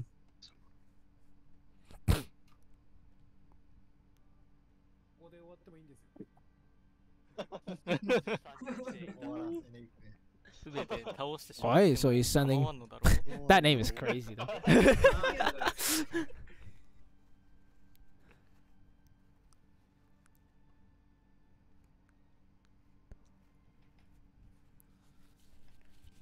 I wonder who they'll send in next though. I assume it will be this similar order compared to the start. Yeah. Who is this? Zeta. Tokanomi.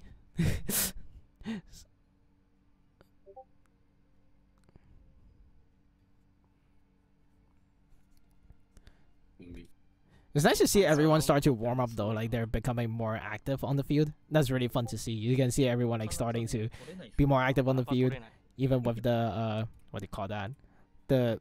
Just from the movement, you can tell everyone's starting to become more comfortable.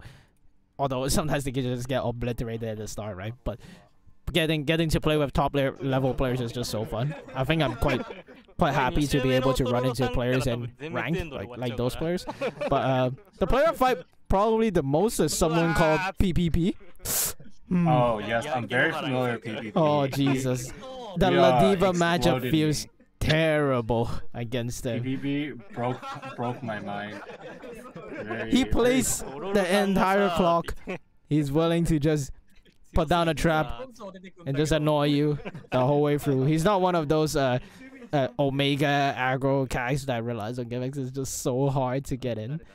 I feel when I play against him. Obviously, when I play Sheiks, life gets a bit easier, and like the games come naturally. But still, you have to work a lot just to get past this stuff. He's very what do you call that? Counterplay focused. Is that a good way to mention it?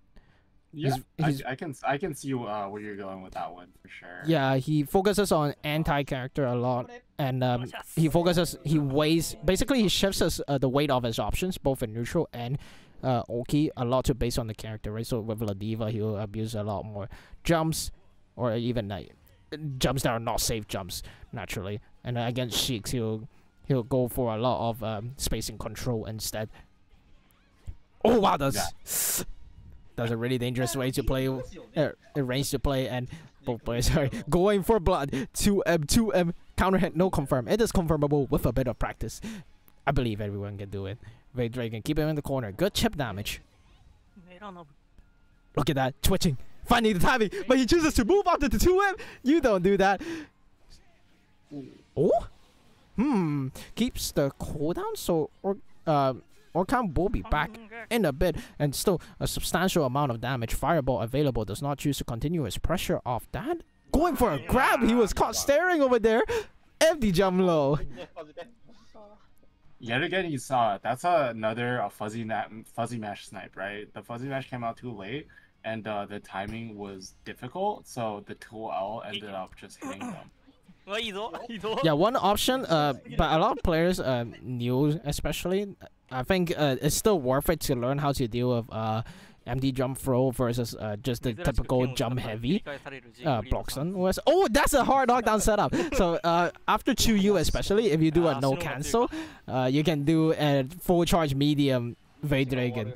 It's really funny. You can still maintain offense afterwards. Yeah. And nice to see like there's some of these in here as well. It's not just like the typical Siegfried go in, whatever. Great awareness to dodge. Ooh, looking rough. 10 people left. Fruit punch. Let's go, fruit punch. That's an awesome tag. Yeah. We need more. We need more flavors over here in Southeast Asia as well. We got a carrot, and not a lot of food names on our end.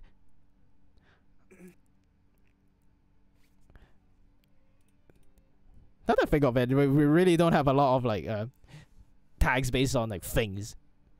I know there's quite a few out there. I think NA is kind of similar. Everyone has like just like name variants. I don't know how it is. Yeah. But I like these kinds of names like fruit punch.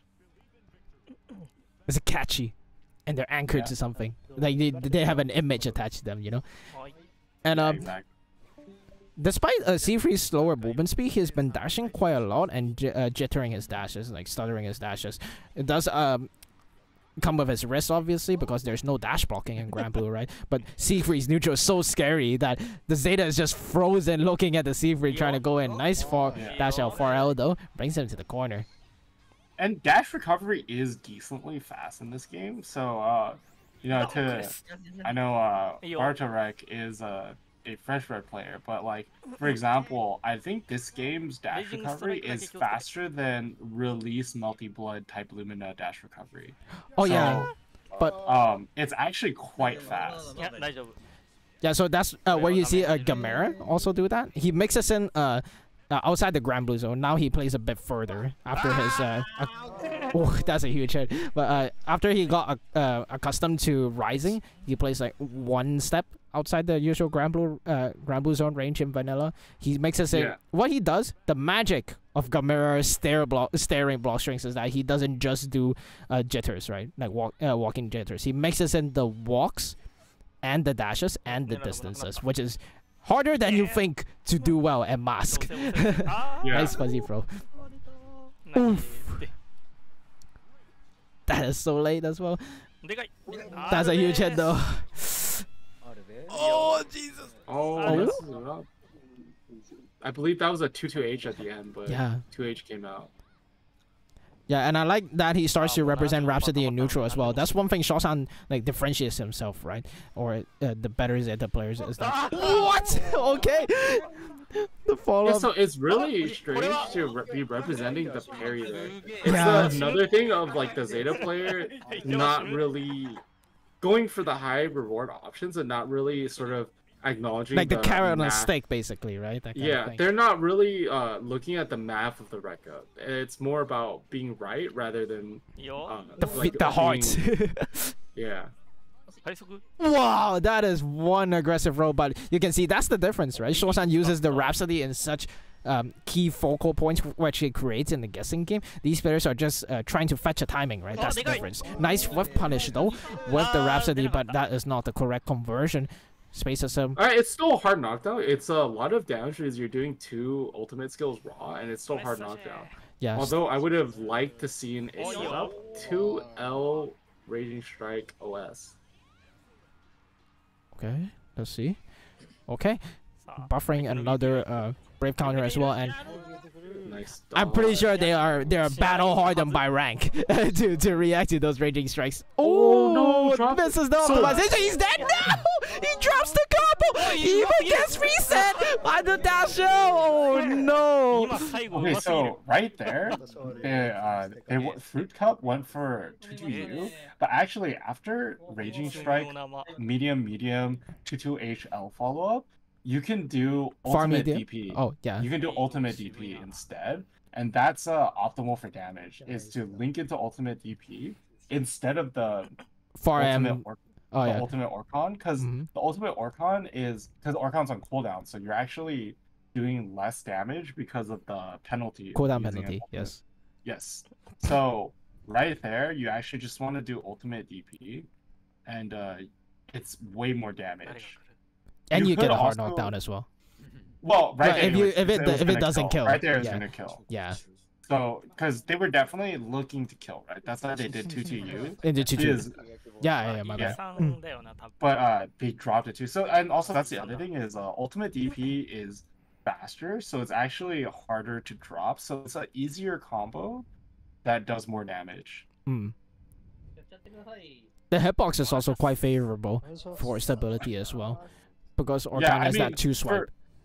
For both of them, they'll hit no matter what if you do it correctly, but you just have a wider timing if you do ultimate DP.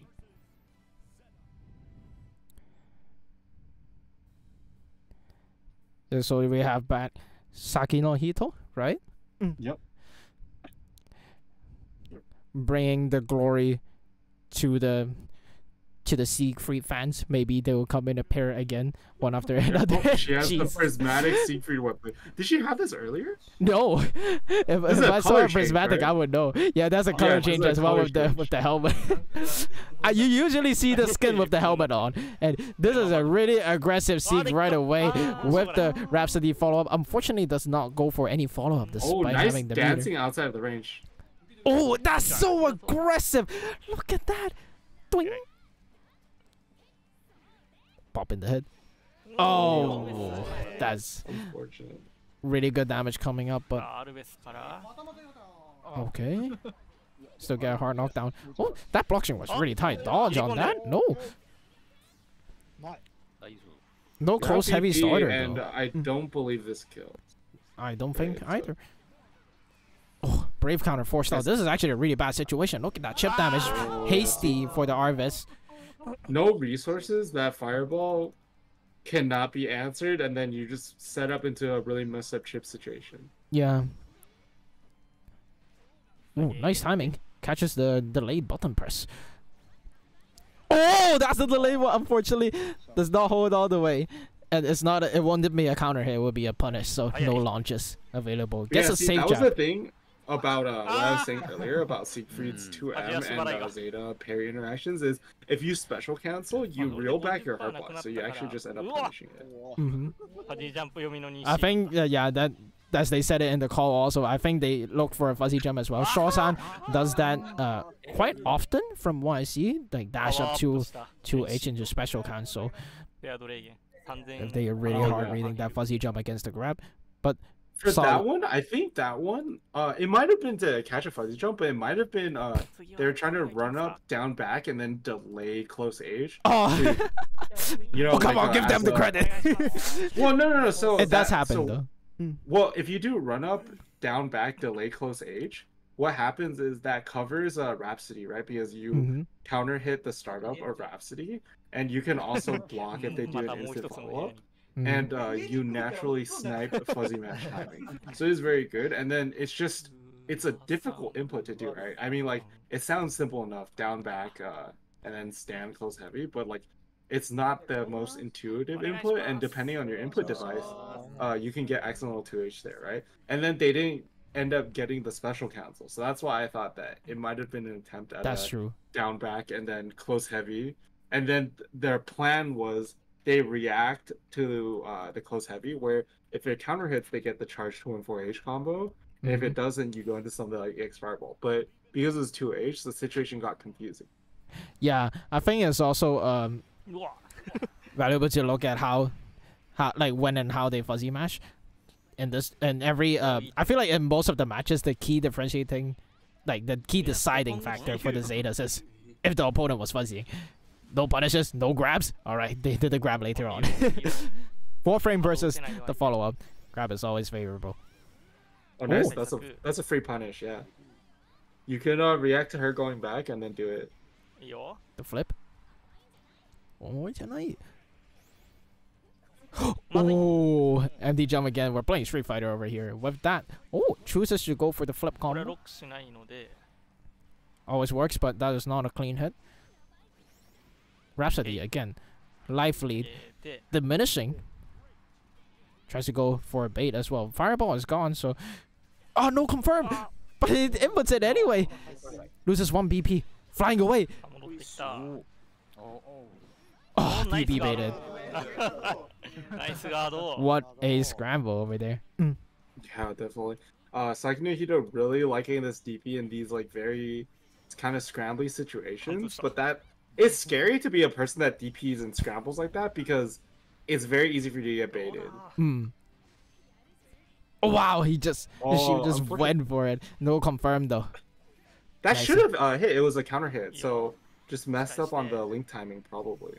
Yeah. Oh. And about that 2H anti-air as well. Actually, it goes into Dragon even on counter hit. It's quite lenient on the timing. Even the height is more lenient than a lot of people think. Yeah. Oh, nice choice of the fireball.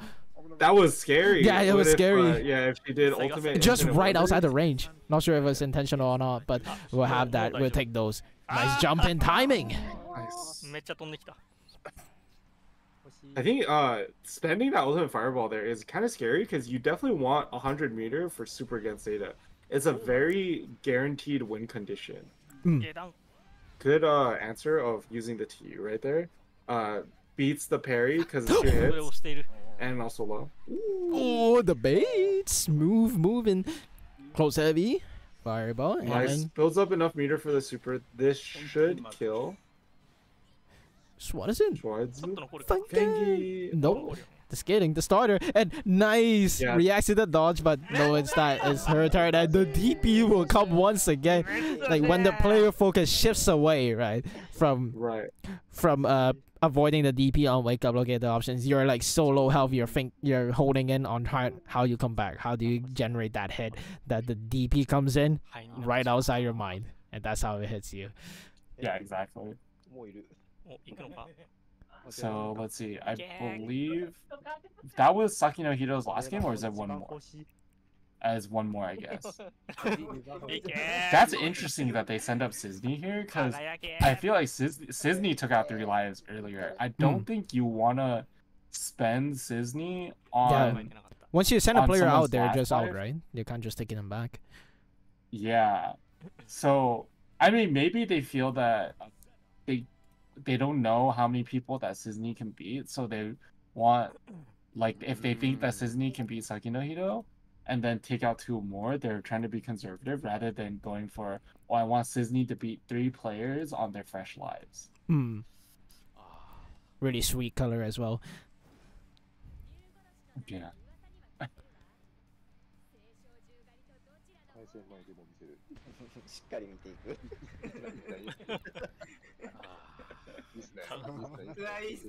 Yeah, this prismatic sword is so distracting. Is it? Fireball, I think it's one of the least distracting prismatics. I couldn't tell the difference between L and H fireball actually. Oh really? They look the same while it's traveling on the ground. I think the worst one is probably Grimnir. Oh yeah, that is pretty funny. Oh, tries to use the Vade Dragon, catching the movement, and again, far heavy snipe. We're seeing some zero elements here. DP strikes back. The hit rate just absolutely humongous here. Restarting the pressure again. I was gonna say that no Rhapsody represented, but made sure that situation happened. That's the mistake a lot of newer players make, right? They just keep running offense until they get a mix up or they get called out. Oh, nice anti-fuzzy. That's so much damage as well. Oh, drops it. That's a hard right. You have to slightly delay it so that they're low enough for the fireball to connect.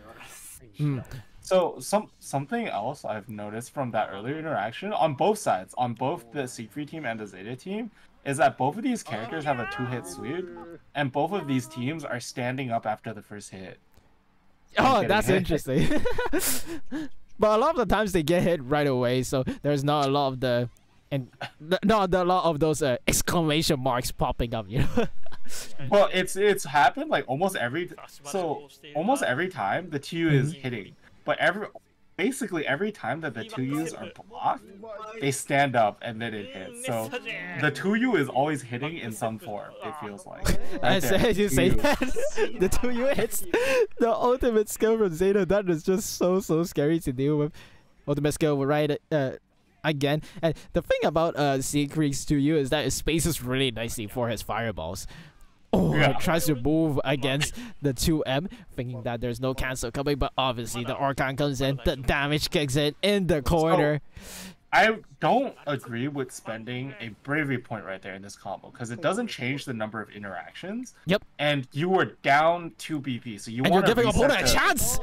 Yeah, you want to reset the... Oh, no! That's unfortunate. What? And oh, that's a huge player sent out as well. That's so unfortunate because it was Sisney's first life and Saki no Hito's last. So no matter what, Saki no Hito is getting off, and you lose Sisney, who did take out 3. So that is very, very bad for the Zeta team. I don't know if they can recover from this. If you look at it, they're down 5 players, and the Siegfried team is down 2. Saki no Hito is not going off. I'm not sure if they're. Oh, so yeah, it should be not rotate off after 3. Maybe it's just the first round. Oh, maybe she's not going off. I guess nobody has won 3 in a row yet, so we haven't seen the rotation. Yeah, we'll see. So next one will be Uzushio. They're really trying to claw us back, right? With the players they're trying to send out. But again, yeah. It's first to 1. Anything can happen, but it is also because that is first to 1. You can also drop games to players that are lower rank or like unexpected, right? Or underdogs as well. Yeah. Excitement of first to 1s. Tournament players hate first to 1s. Fireball starter. Siegfried trying to establish control. Huge jump as well. 2U into Orkan. Standard affair in the corner. Nice timing. Doesn't go for the 2U right away. And speaking of 2U, there's one right there. No anti. See, nice play on the Orkan right there this time. And also, nice play from the Zeta's part doing nothing as well. It's a good fresh breath of fresh air. Yeah. Oh, the auto combos just putting so much pressure. Look at that, and allowing. I wonder if Saki no Hito knows that the EX Fireball is negative. Not sure, but that's not just counter confirmable. It is just confirmable. Period. Going to the super right away.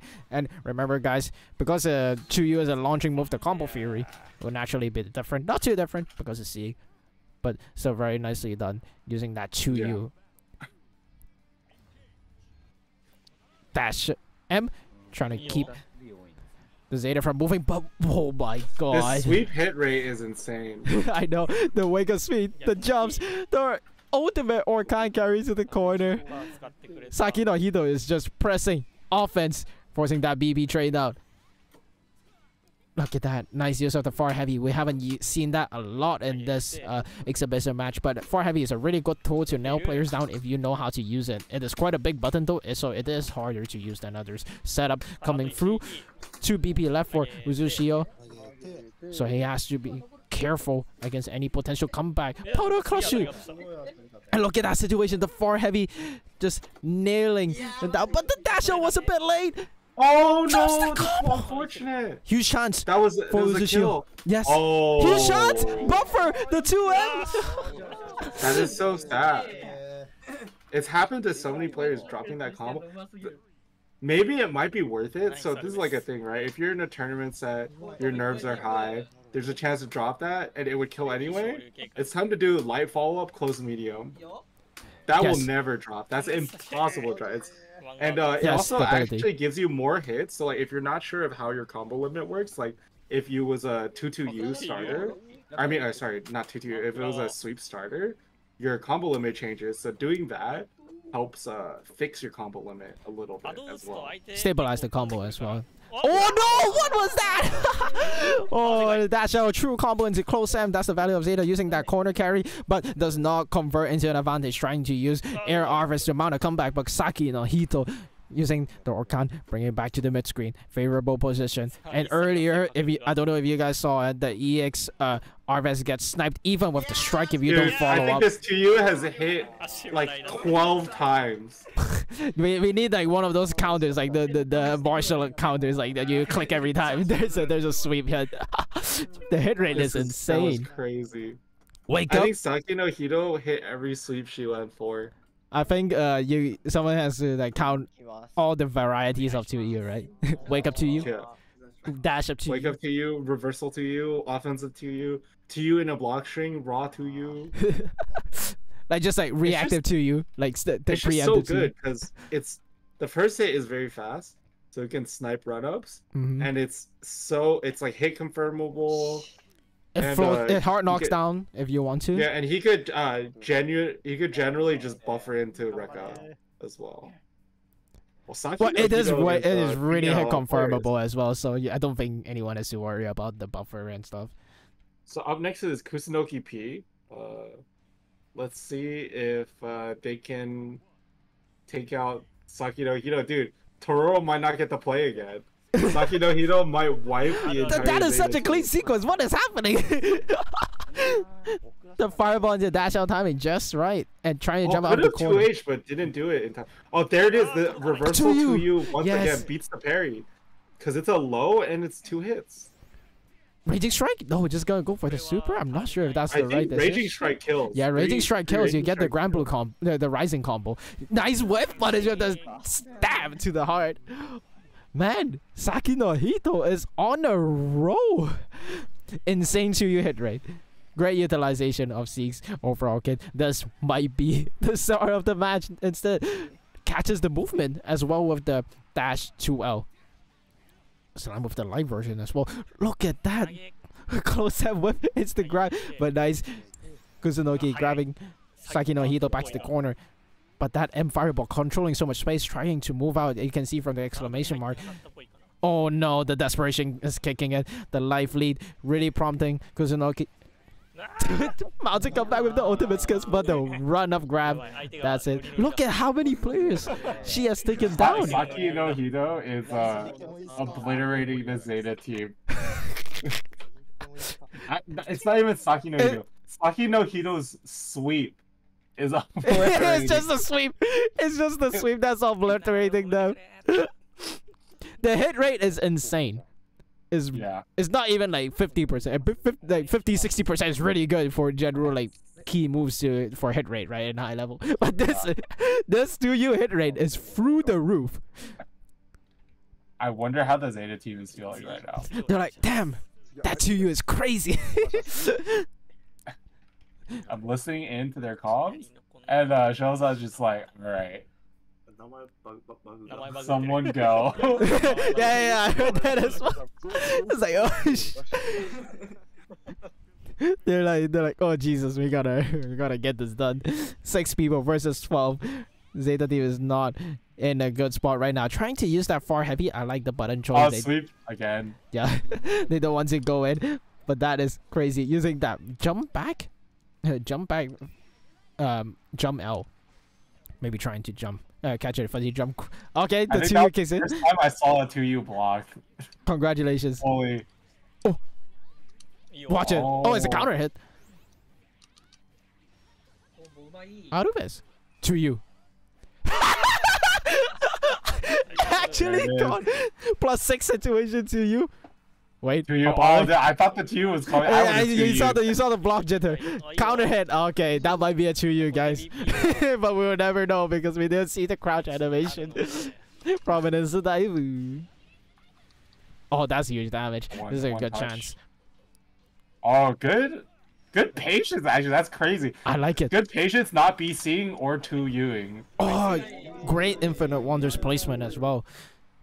catching the forward movement, jumping will be really off there. Have to basically go all in from the get-go to get that right jump distance. 2U hit once again. That's the feeble of this match, I Aki guess. Fry can also 2U. Oh, nice 2H. Not 2U this time. We get the anti-air, and that is massive damage.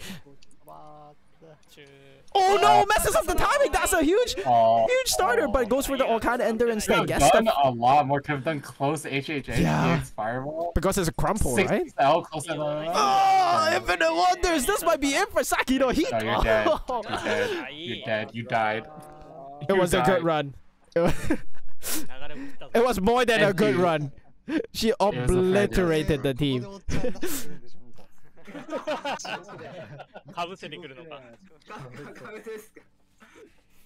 Ooh. Let's see, against I would send up Marias against Kaki Fry right now, I think. Okay, it seems like they're gonna send up Amaya. So it seems like they're I don't know if there's a lot of strategy going on. Like I think they wanna represent like the new players, right? As many players as possible. So they're at least they're kind of doing it in order of like they have like sort of like a preset mental order. Yeah, like the more or less rank in order of like player strength, basically, right? But they're all really they all have a lot of potential, if you ask me. I mean, Saki no Hiro has taken the Zetas has unlocked the hard Zetas to fight, right? Yeah. Like, and it's a great opportunity. I think a lot of Japanese players, they have that culture of like, oh, I get to play a high-level player. Like they really like enjoy the thrill of that. But look at that. Yeah, for sure. Oh, nice. Oh, gets the bounce. And nice. Wrapping up, super smooth sequence. Something you see when you see Zeta do their lab stuff. That is not a block string practice. Oh, 2H. Do you think that's a misinput over there? Probably. Maybe, yeah. Oh, grab timing missed, but that's the wrong direction. You definitely don't want to do that. DP gets baited. Close heavy starter. Nice routing. Oh, that's deep. Huge combo. Rhapsody. Bounce. And nice. Yeah, that was so clean. That happened so fast. I thought that was still round 1.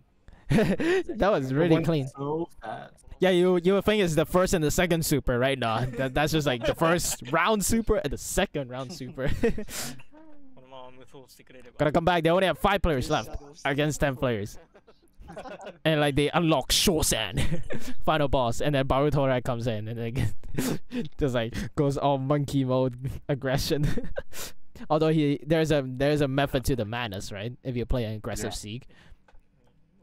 I think the way Baruto plays is really astounding too, because as I said, in my opinion, from what it looks like to many people as well, it looks like he's just playing the first patch. He does not give a crap about whatever changed to the dash and stuff. It's not too big, but the pushback does affect certain block strings at distances.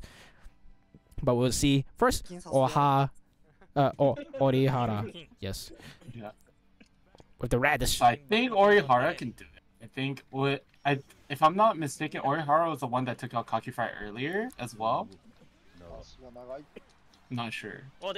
Goes for the jab, and actually that's where the I guess that would be where the sweep value comes in, although it's quite early onto a block string, and sweep has a really high value in pushing yourself out, especially close out to you. Allows you a lot of options, and look at that. Gaining a lot of distance just from walking, that's really good. And then 6-6. Yeah, catches movement really well. And if you can do it really tightly, it hides your master your input really well. Yeah. And again, very nicely done. And again, one more. No, the brainworm caught up to him. DP. That was a counter hit too, not even a punish. Tries to catch the dodge with the 6-6M, but unfortunately we get a huge hit in. Crouch confirm, I'm pretty sure that is. Well, Rokan, I like it. Deep dash to out? No, it does not work. Hit confirm into Swash again. That smells like a deep dash too well, or a deep dash at least. Yeah. Oh yeah, I think Orihara doing a good job of like doing a lot of waiting so that Kakifry has to overextends. Yeah. Does have the resource advantage because of how much he's moving around though, and that's a really clean hit. Unfortunate. Flip. I assume a setup. Ooh, look at that. Even the setup combo does so much damage. And he went for the fuzzy right there. You see, when he BC'd, you saw Zeta jump. Oh, you're dead. That's the rest about grabs against Zeta, but yes.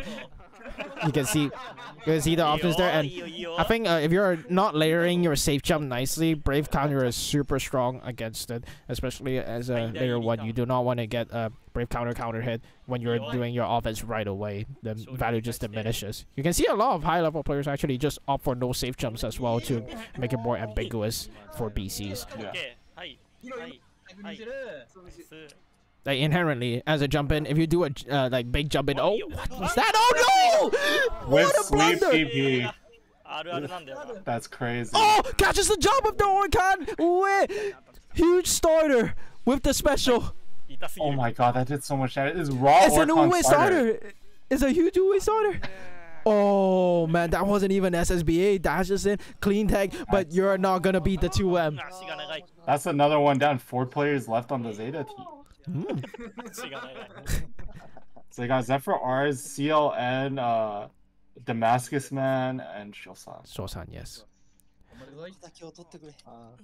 As I was saying earlier, like counter hit BC on Oki is like basically the nightmare. Sometimes you want to trade, but counter hit just gives them so many opportunities, especially if they're one of the more oppressive characters like Nier. Oh Jesus, man, you are in for a trip. Like the basic thought behind safe jumps is that they're really good against reversals, obviously, because you can't ultimate them, but they're weak to brave counters if we're trying to do any sort of like hit confirm, that kind of thing, right? Well, I think they're actually one of the things that are good against brave counter, because you can block. You can block the brave counter. And then you can try to brave counter the brave counter. Or you can just take the minus raves, right? Because and then you can happen kind of with play the the meaty, game. Except some meaties will just outright lose the brave counter. Yep. Oh, tries to go for a reset on the auto combo, and nice distancing. Great spacing from Zephyr. Oh, okay. As I say, great spacing misses that dash. Probably a miss input as well. And deep dash. Deep dash too well. Oh, the timing! There we go. Damage. So much damage. Fucking. Oh, Jesus. The throw. One dot situation. Or can't cancel. Got the grab! Oh. Hard call out on the Rhapsody. We've seen a lot of Rhapsodies, to be fair, against the... People have been doing a lot of Rhapsody against Orkan. Mainly because I think it's because they're expecting Uwe and they want the counter hit, right? The counter hit air hit. And then goes your Arvis, right? That's what a funny DP. I can't believe that punished. Infinite wonders from that range. Look at that damage. Catches the jump. Oh, nice conversion. No, misses it. Still gets the reset. 100-meter available. Orkan. Ooh, Raging strike? No, he'll just go for the hit. Oh, they could have killed. Yeah. They could have killed. Wait, it might still kill. No. Oh no, the optimization kicks in. Yeah, chip damage. DP got done too early. The 2 hits.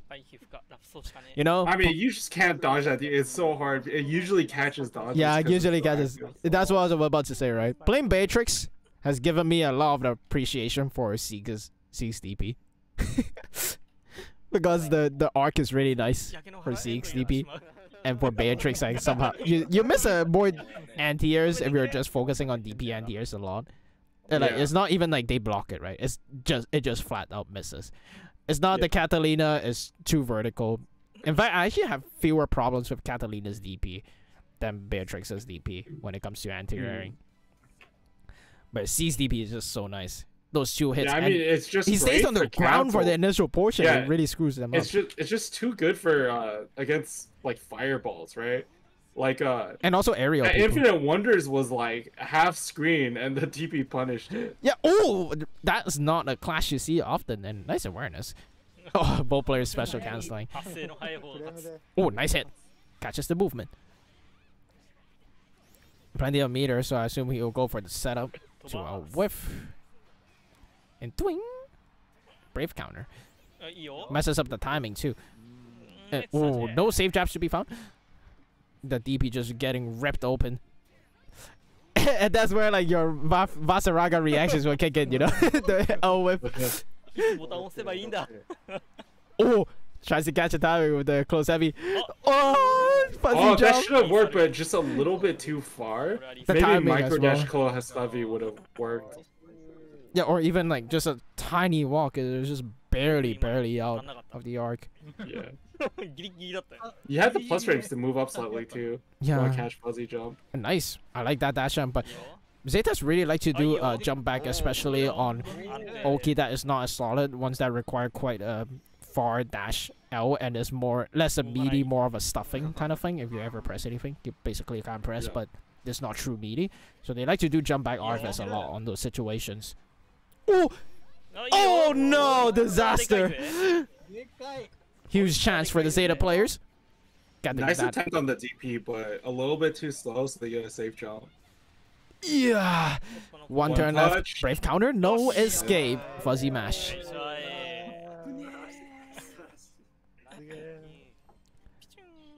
Nice. Alright, let's see how many Damascus Man can take out. Well, what do you think? I think they would chip out to maximum 6 players, probably to 8. No, 8 to 6 left. You think he's gonna do that many? Possible. Maybe the clutch energy will come in, you know? That's what I'm banking on. I think, well, it depends on how many they send, but I think there's a lot of players that you could lose to on this team, so... Yeah, you got... It's not even to Baruto, like, even before that, it's quite... Oh! They're sending gunfight to... Oh no, okay, my bad. I'm taking back my prediction. But there's a chance. There's still a chance. Earlier, gunfight didn't get to showcase. Yeah, he didn't get to do very much, so I hope he gets to cook now. But there's not that much left to cook. Yeah. There's no more ingredients left in the kitchen. Well, you got chicken stock, some onions. That's pretty much it. That's all we have right now. Yeah, like half an onion. The onion, a carrot at most. Nice jump in at the start, and against the pressure, our Rhapsody going to the corner. Walk of confidence. I like the walk because walks are actually really important to mix in your offense compared to just like dashing in, right? Need to mix up that visual stimulus and the visual cues. Jump to cross up, get off the corner. Counter hit 2M does not get confirmed. And ooh, the knee to the face. So unfortunate. And nice, I like that check. Charlotte's used that a lot too, by the way. No punish. Yeah. Oh, this is so scary. This is not where you want to be. That timing.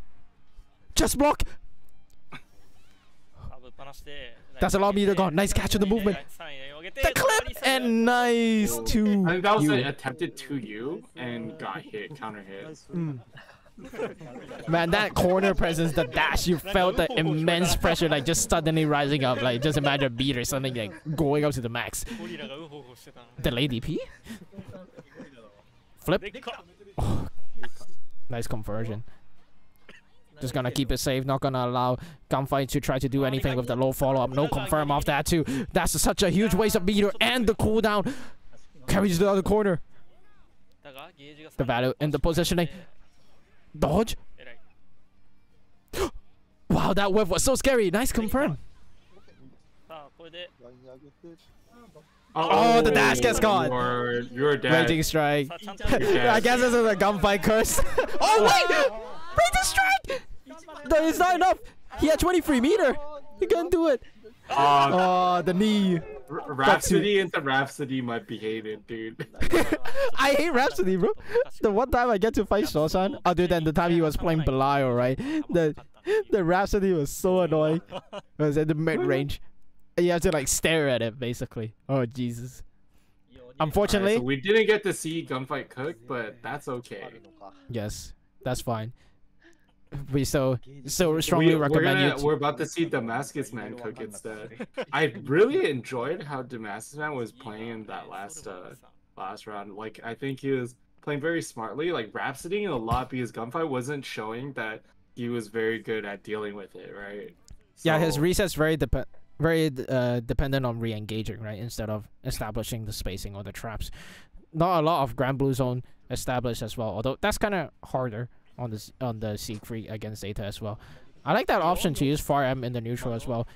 You can also check for dash out and stuff. And here is really the value of Rhapsody, as you mentioned, really showing it off against the players. So maybe he would get to clear a lot of players. I might be right. He might bring it down to 6 players.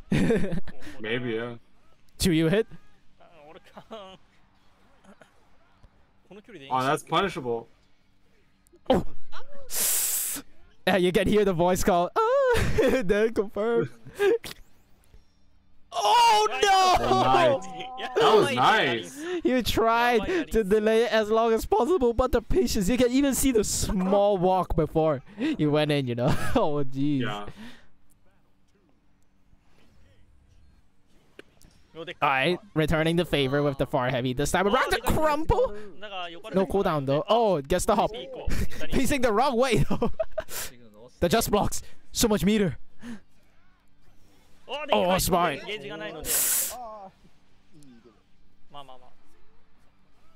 Yeah, here's the spacing we mentioned, but then use the fireball. TCS! Oh, escaped! What a DP. The grab. Aggression. Oh no, the first hit of the 2 didn't reach. But 2M would have punished, so should just press 2M. Or if you're really not sure, just press light DP. What a whiff punish. Oh, nice idea! No! DP again! Look at that. He's in the corner. The DP aggression. The dodge. Nice awareness for the throw tech. Double crush! Dodge! Oh! Oh my goodness. Oh, it's not a counter hit, my bad. It's just a normal hit. Counter hit is a crumple. Oh, yeah. I saw the red flash. Got mistaken for a bit, but it always has a red flash. They're really pulling out the TCS. Is the monster under moves out here. Oh. That's so crazy. And then there were 2. CON and Shorsan left.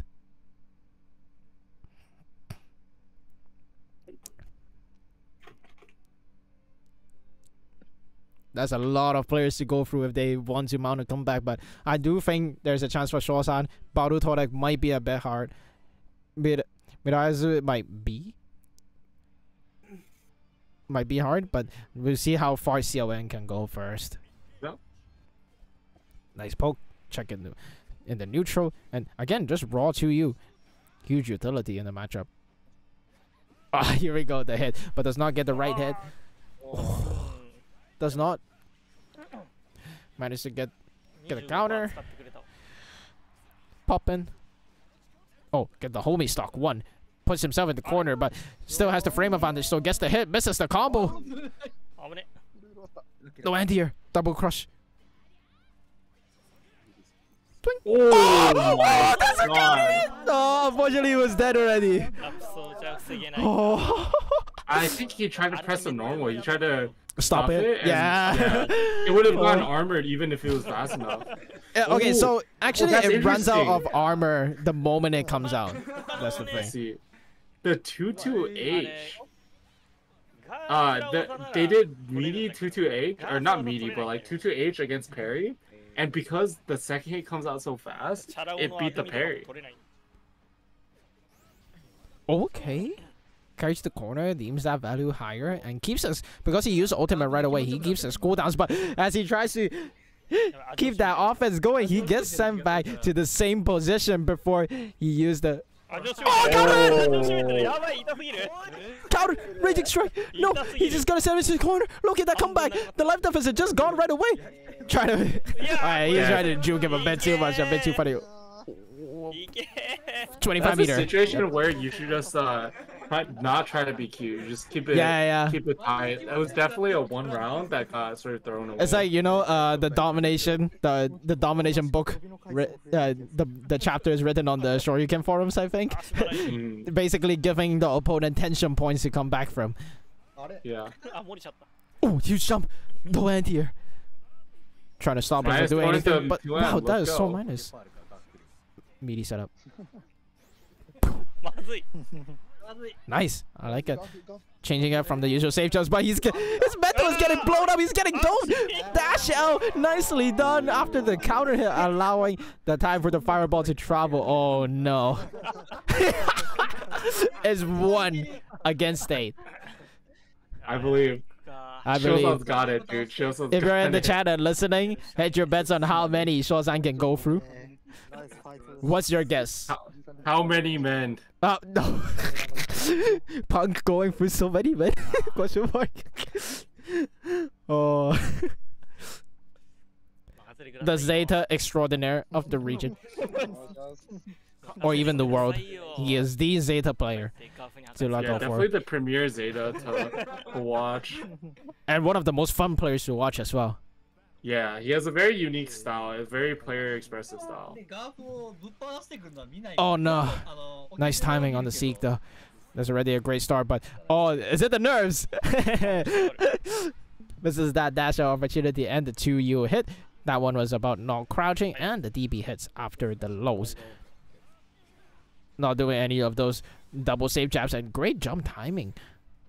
Look at that lively, just slowly chipping, and that's the second hit, and the punish. Not throwing the corner though. Cross up. Maybe he was looking for a DP. That's why they're doing so many auto combo lows. And oh, tries to go for a fuzzy break. But the 2U. Back to the corner you go. Shosan does have 100-meter available, though you gotta be careful. Look at that respect established. Just allowing Shosan to start his block stream, but it's a true block stream, not much value. EX Arves does allow him to carry through, and look at that Infinite Wonders usage, just allowing the chip through, but that was a huge miss. Fireball. Oh, what an angle! So I'm playing super evasive here, so it's very hard to get anything started.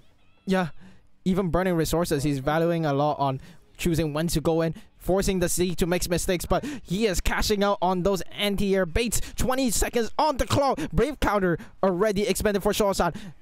Will ultimate skill come? Nice dodge. Shosan running out of screen space. Never mind, he gains it back. Overextension, no anti-air, but the DP! Oh no! I thought he would go for down Arves for the anti-air in that angle. Solmac is about to take out Shosan. Oh, the throw whiff! Nice and 0 momentum. Can't take that. Oh, you can't spot dash there. 80 meter, plenty to work with. Oh! That was a missing play. It was supposed to be a meaty fireball. Probably. Oh Jesus. Oh wow, close heavy. Close heavy. That's a crazy option. Yeah, it was such a big bar. You can see the move almost hit. Nice use of the fireball round start to limit Shosan's movement options as well. Stabs in the face. This is really good situation.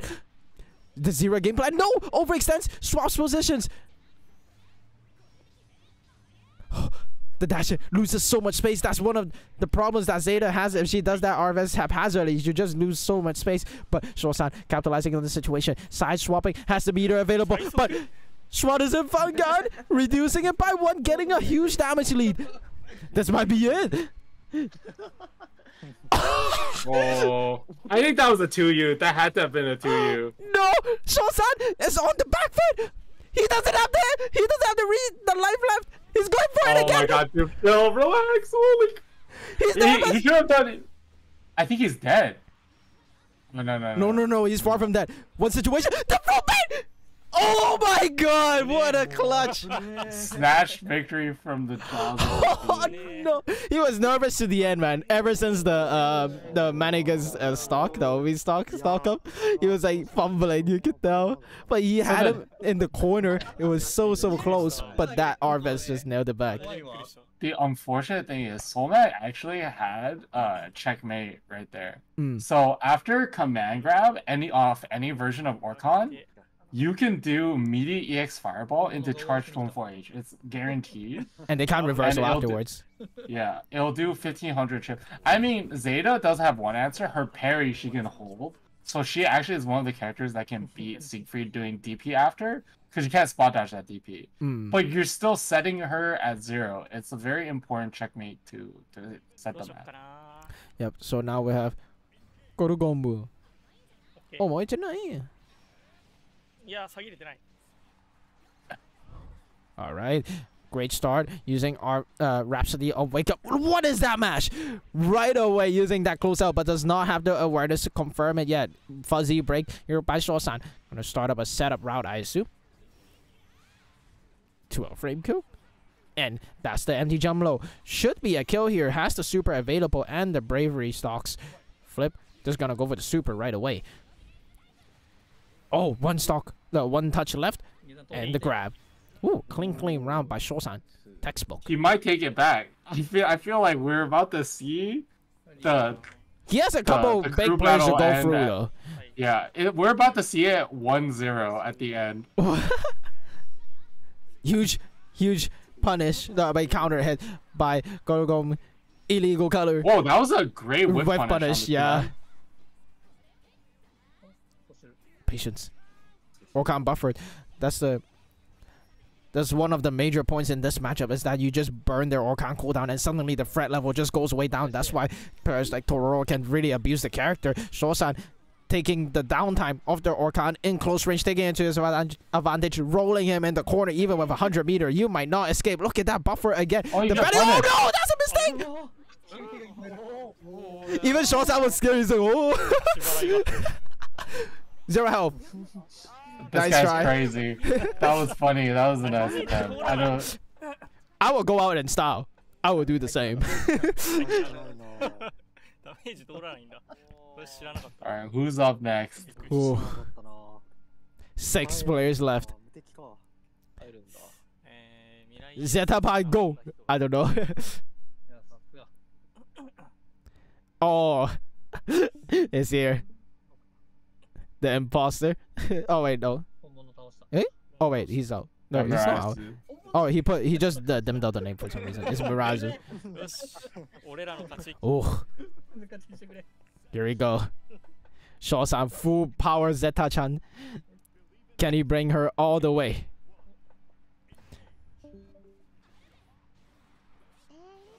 Oh, medium DP gone right away. Zundamon cheering Shosan on in the background. Oh, what a bait! Counter hit, no confirm. Nice awareness. And great dodge as well. This is completely different from the vibe we had earlier, but Shosan still taking a lot of control. Nice dodges from Mirazu. Oh, could have punished 2M. But still got that no escape and put him in the corner. Actually, really nice. That's even a better situation. And look at those jitters, just choosing when to go in, faking out the dash out entry, not reacting to the grab. Oh, damn! Oh. It was a cool idea. I thought it was cool. It's like a melty idea if you think about it. Air unblockable. Yeah, it's the blob unblockable. Oh, that was so scary. Oh, that's no meter gone. That's so many recovery frames. And the grab, no escape. What a clutch by Shosan. He was doing so many options there. He was so negative after every whiff. But he manages to survive the whole onslaught. Nice catch on the 2M. Showing some of their early round stuff again. And nice. Finally showing that dash out. Earlier participants were just doing 2M insta combo. But no full combo over here. That's a huge opportunity, not gonna lie. Escaping for the corner. Honestly, it's a 1st-1. I think you should go to... Shosan should definitely go for the fuzzy. Yeah, the fuzzy overhead. Every time. Yeah. Just take the BC if they do it. It's whatever. Who cares? I think you go for the fuzzy every time. Yeah, but this is such a bad situation. Oh, nice anti-air of the far heavy. Oh, the balls. The delay throw. And the BC as we mentioned earlier. Dash out. The dash M to catch the movement. And the deep dash. Well, not the deepest dash, but the dash close L. Counter hit. And what a knockout. Wow, that was intense. I feel like the first round was crazy though. You saw the button whiff. The Rhapsody tank into the whiff. He was doing so many options, just evading just the right amount, defending the right amount. And he manages to brave through that, carry the momentum to the second one.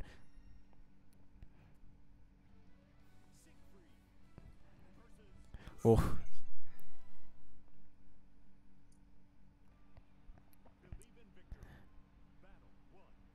And now we have Yoshida.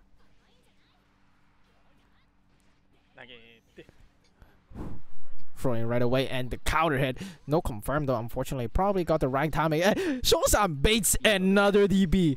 His presence might be forcing these DBs out. Yeah, he's very good at that. Hard knockdown. Mix up. Fuzzy overhead. Oh, finally. As you predicted, just go for it. Right? Yeah, this is where like where people say you gotta throw in the brain destroyer. Ooh, nice flip, counter hit as well. Nice micro dash, far heavy into the RFS, carrying all the way to the corner. Huge value right here. Distance where he wants to, going over the 2M possibilities, but the dash out timing very nicely done. Grab, reversal is off the table. Does not confirm off that. That's only counter hit. Oh wait, counter hit goes into close, close medium. Only crouching. Out of ass. Empty jump low. Empty low.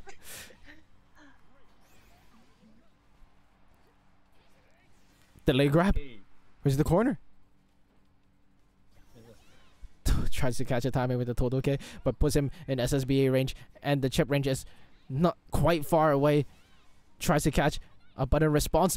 Oh, no punish on the... I think he was waiting for the second one at least, but look at that, all that staring, just chipping down the health. The throw tag did a lot.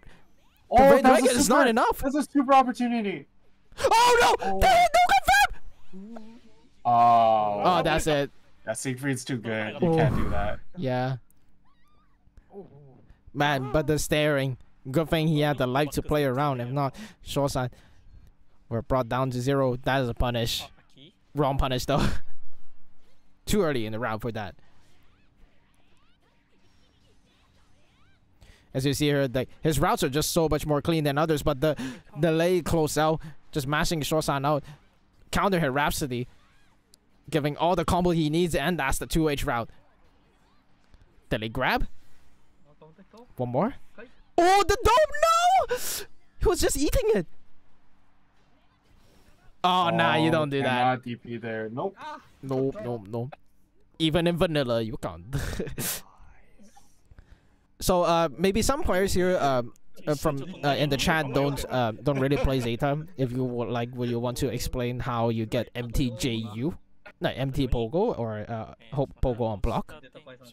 Yeah, so off of there's a ton of knockdowns. Basically, JU is just like any other air normal that you can do in safe jumps, but there's but you can do a follow up afterwards. So what you end up doing is you can do pogo into another pogo, you can do pogo into another air normal. You can change up the timings, and then because of that, you can also do empty jump low, which is technically mashable, but if you do like a very deep pogo, then it becomes very hard to fuzzy mash. And also she can just do instant jump normal, which can mess up your mash timing as well. Yep, that's like the big mix up, I guess. Yeah, and even if she does it deep, it still looks, it's still really high noise visually, and that's a huge starter from Zeta 5. Look at that, 40% gone already, but again, Shosan with the Arvis arcs, just so comfortable with the character's movement. Oh, huge catch as well. If you press the air normal coming down, I think it would have won. Yeah, just like walled him off, right? Yeah. Oh, that's a huge combo in turn. Setup. And look at that. So much value because he's on only 1 BP left. Anything will kill. Flashing Watching red. back and forth. Oh, yeah, that's what he wanted. The chip damage. The dash! That was so deep.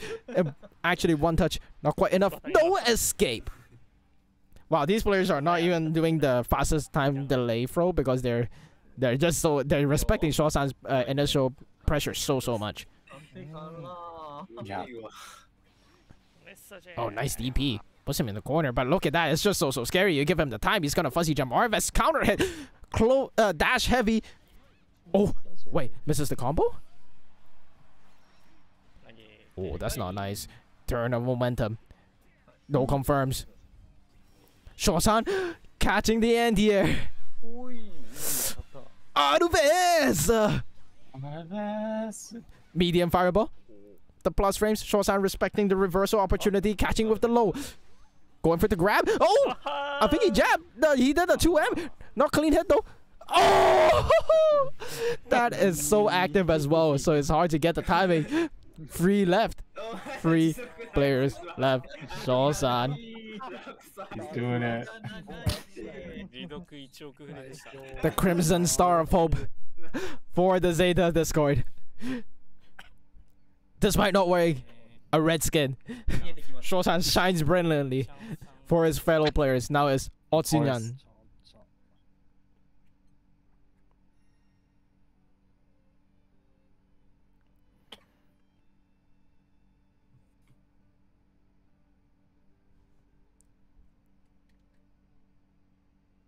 So up next is Otsunyan. Interesting. I guess Otsunyan is quote unquote the 3rd best player, right? So they want to save Baruto for second to last, and then they want to save Tororo for anchor. Makes sense.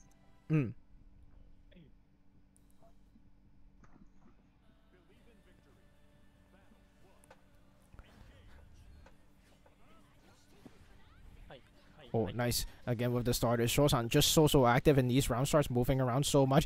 Going for the empty low.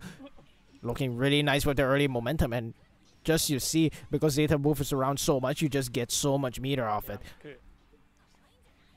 Counter hit to you. He's already like 1 touch away from death after such a short like interaction. This is a lap sequence. Just domed over there. No. 1 touch and just doop in the face. That's right in the face as well.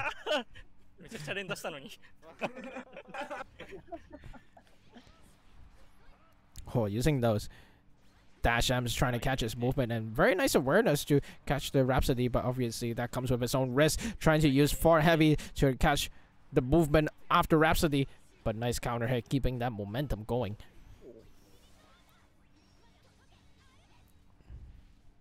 Oh, anti-air. And again, spending Fireball whenever you can. He really wants that knockdown, but this is the risk where you go for it. Throw against Zeta. He has all the opportunities to just blast you in the face for doing that now. Shaw-san is 1 touch and comeback capacity. Oh, the call out. That was so fast. What the heck?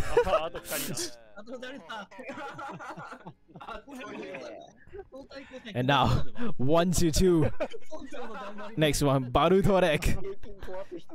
It's very scary. Like the offensive Siegfried, you could say. At least he's probably him and Fitterson are the 2 players I think of when it comes to like just pure offense. I would say Fitterson can definitely like dial back, but like every time I watch a tournament with Barutorek in it, it's always offense for some reason. Every time you see him, he's doing dash out. He's doing dash out far out to him, and then another dash out into another dash out or throw. Yeah. Fireball, no reservations, just going in. Forward movement, standing his ground, putting buttons out, controlling Shaw-san's movement. Look at that dash in.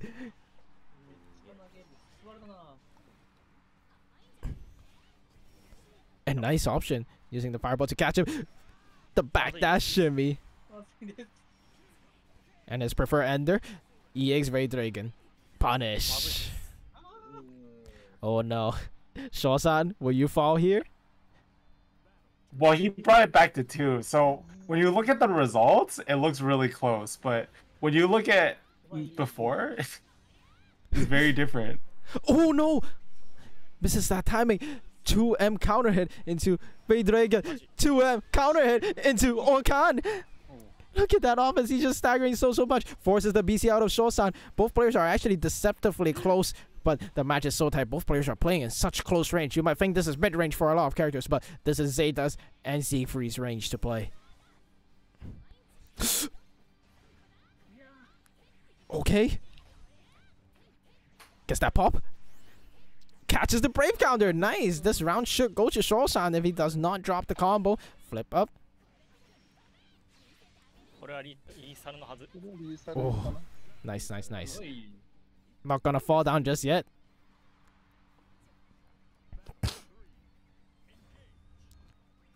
Oh no! The wall smashes him in the face. Still has Orkan available. Let's go in the corner. Can end it with a DP if he wants to, but he keeps it. Oh, catches him trying to jump.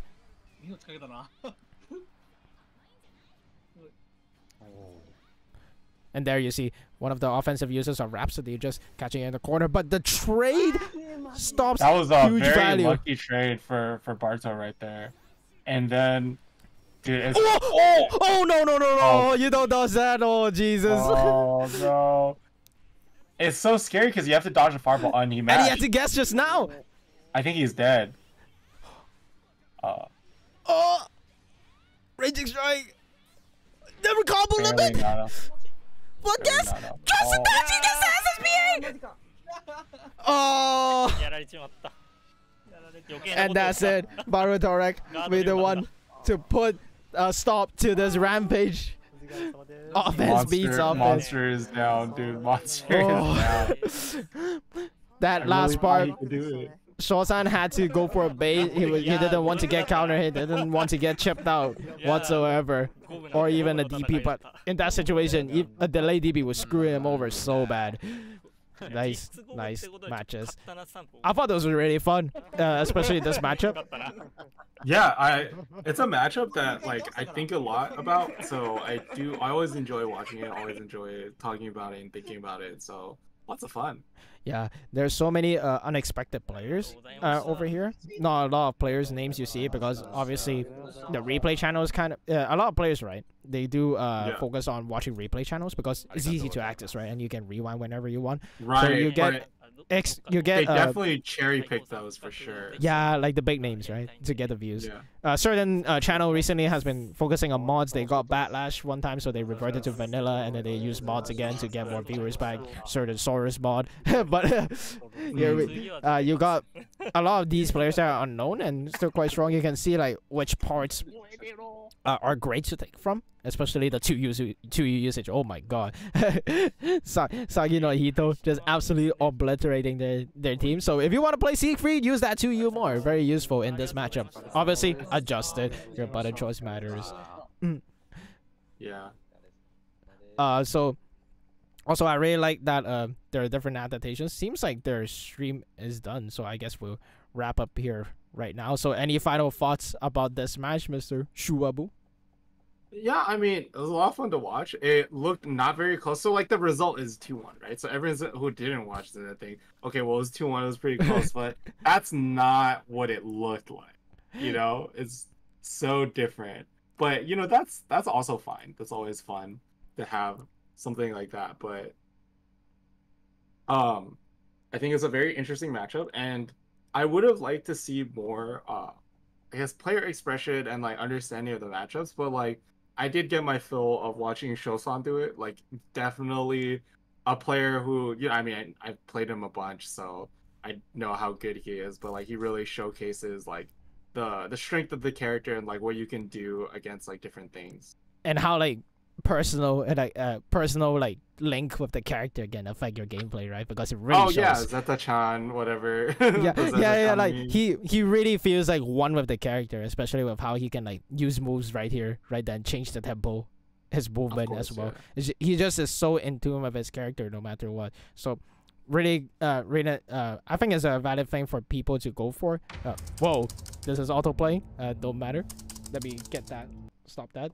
But yeah, think a lot of players can learn from the example from Shosan. If you really like a character, just stick to it. You probably can get great results as well. So you can, I mean, you look at Shark movie, all right? Like Shosan, Shuaboo told me about it the one time he played a Shark movie. Stuff was crazy apparently in that Yeah, in was that insane. environment. What he did? What jump you? No, jump ultimate SPD against your DP.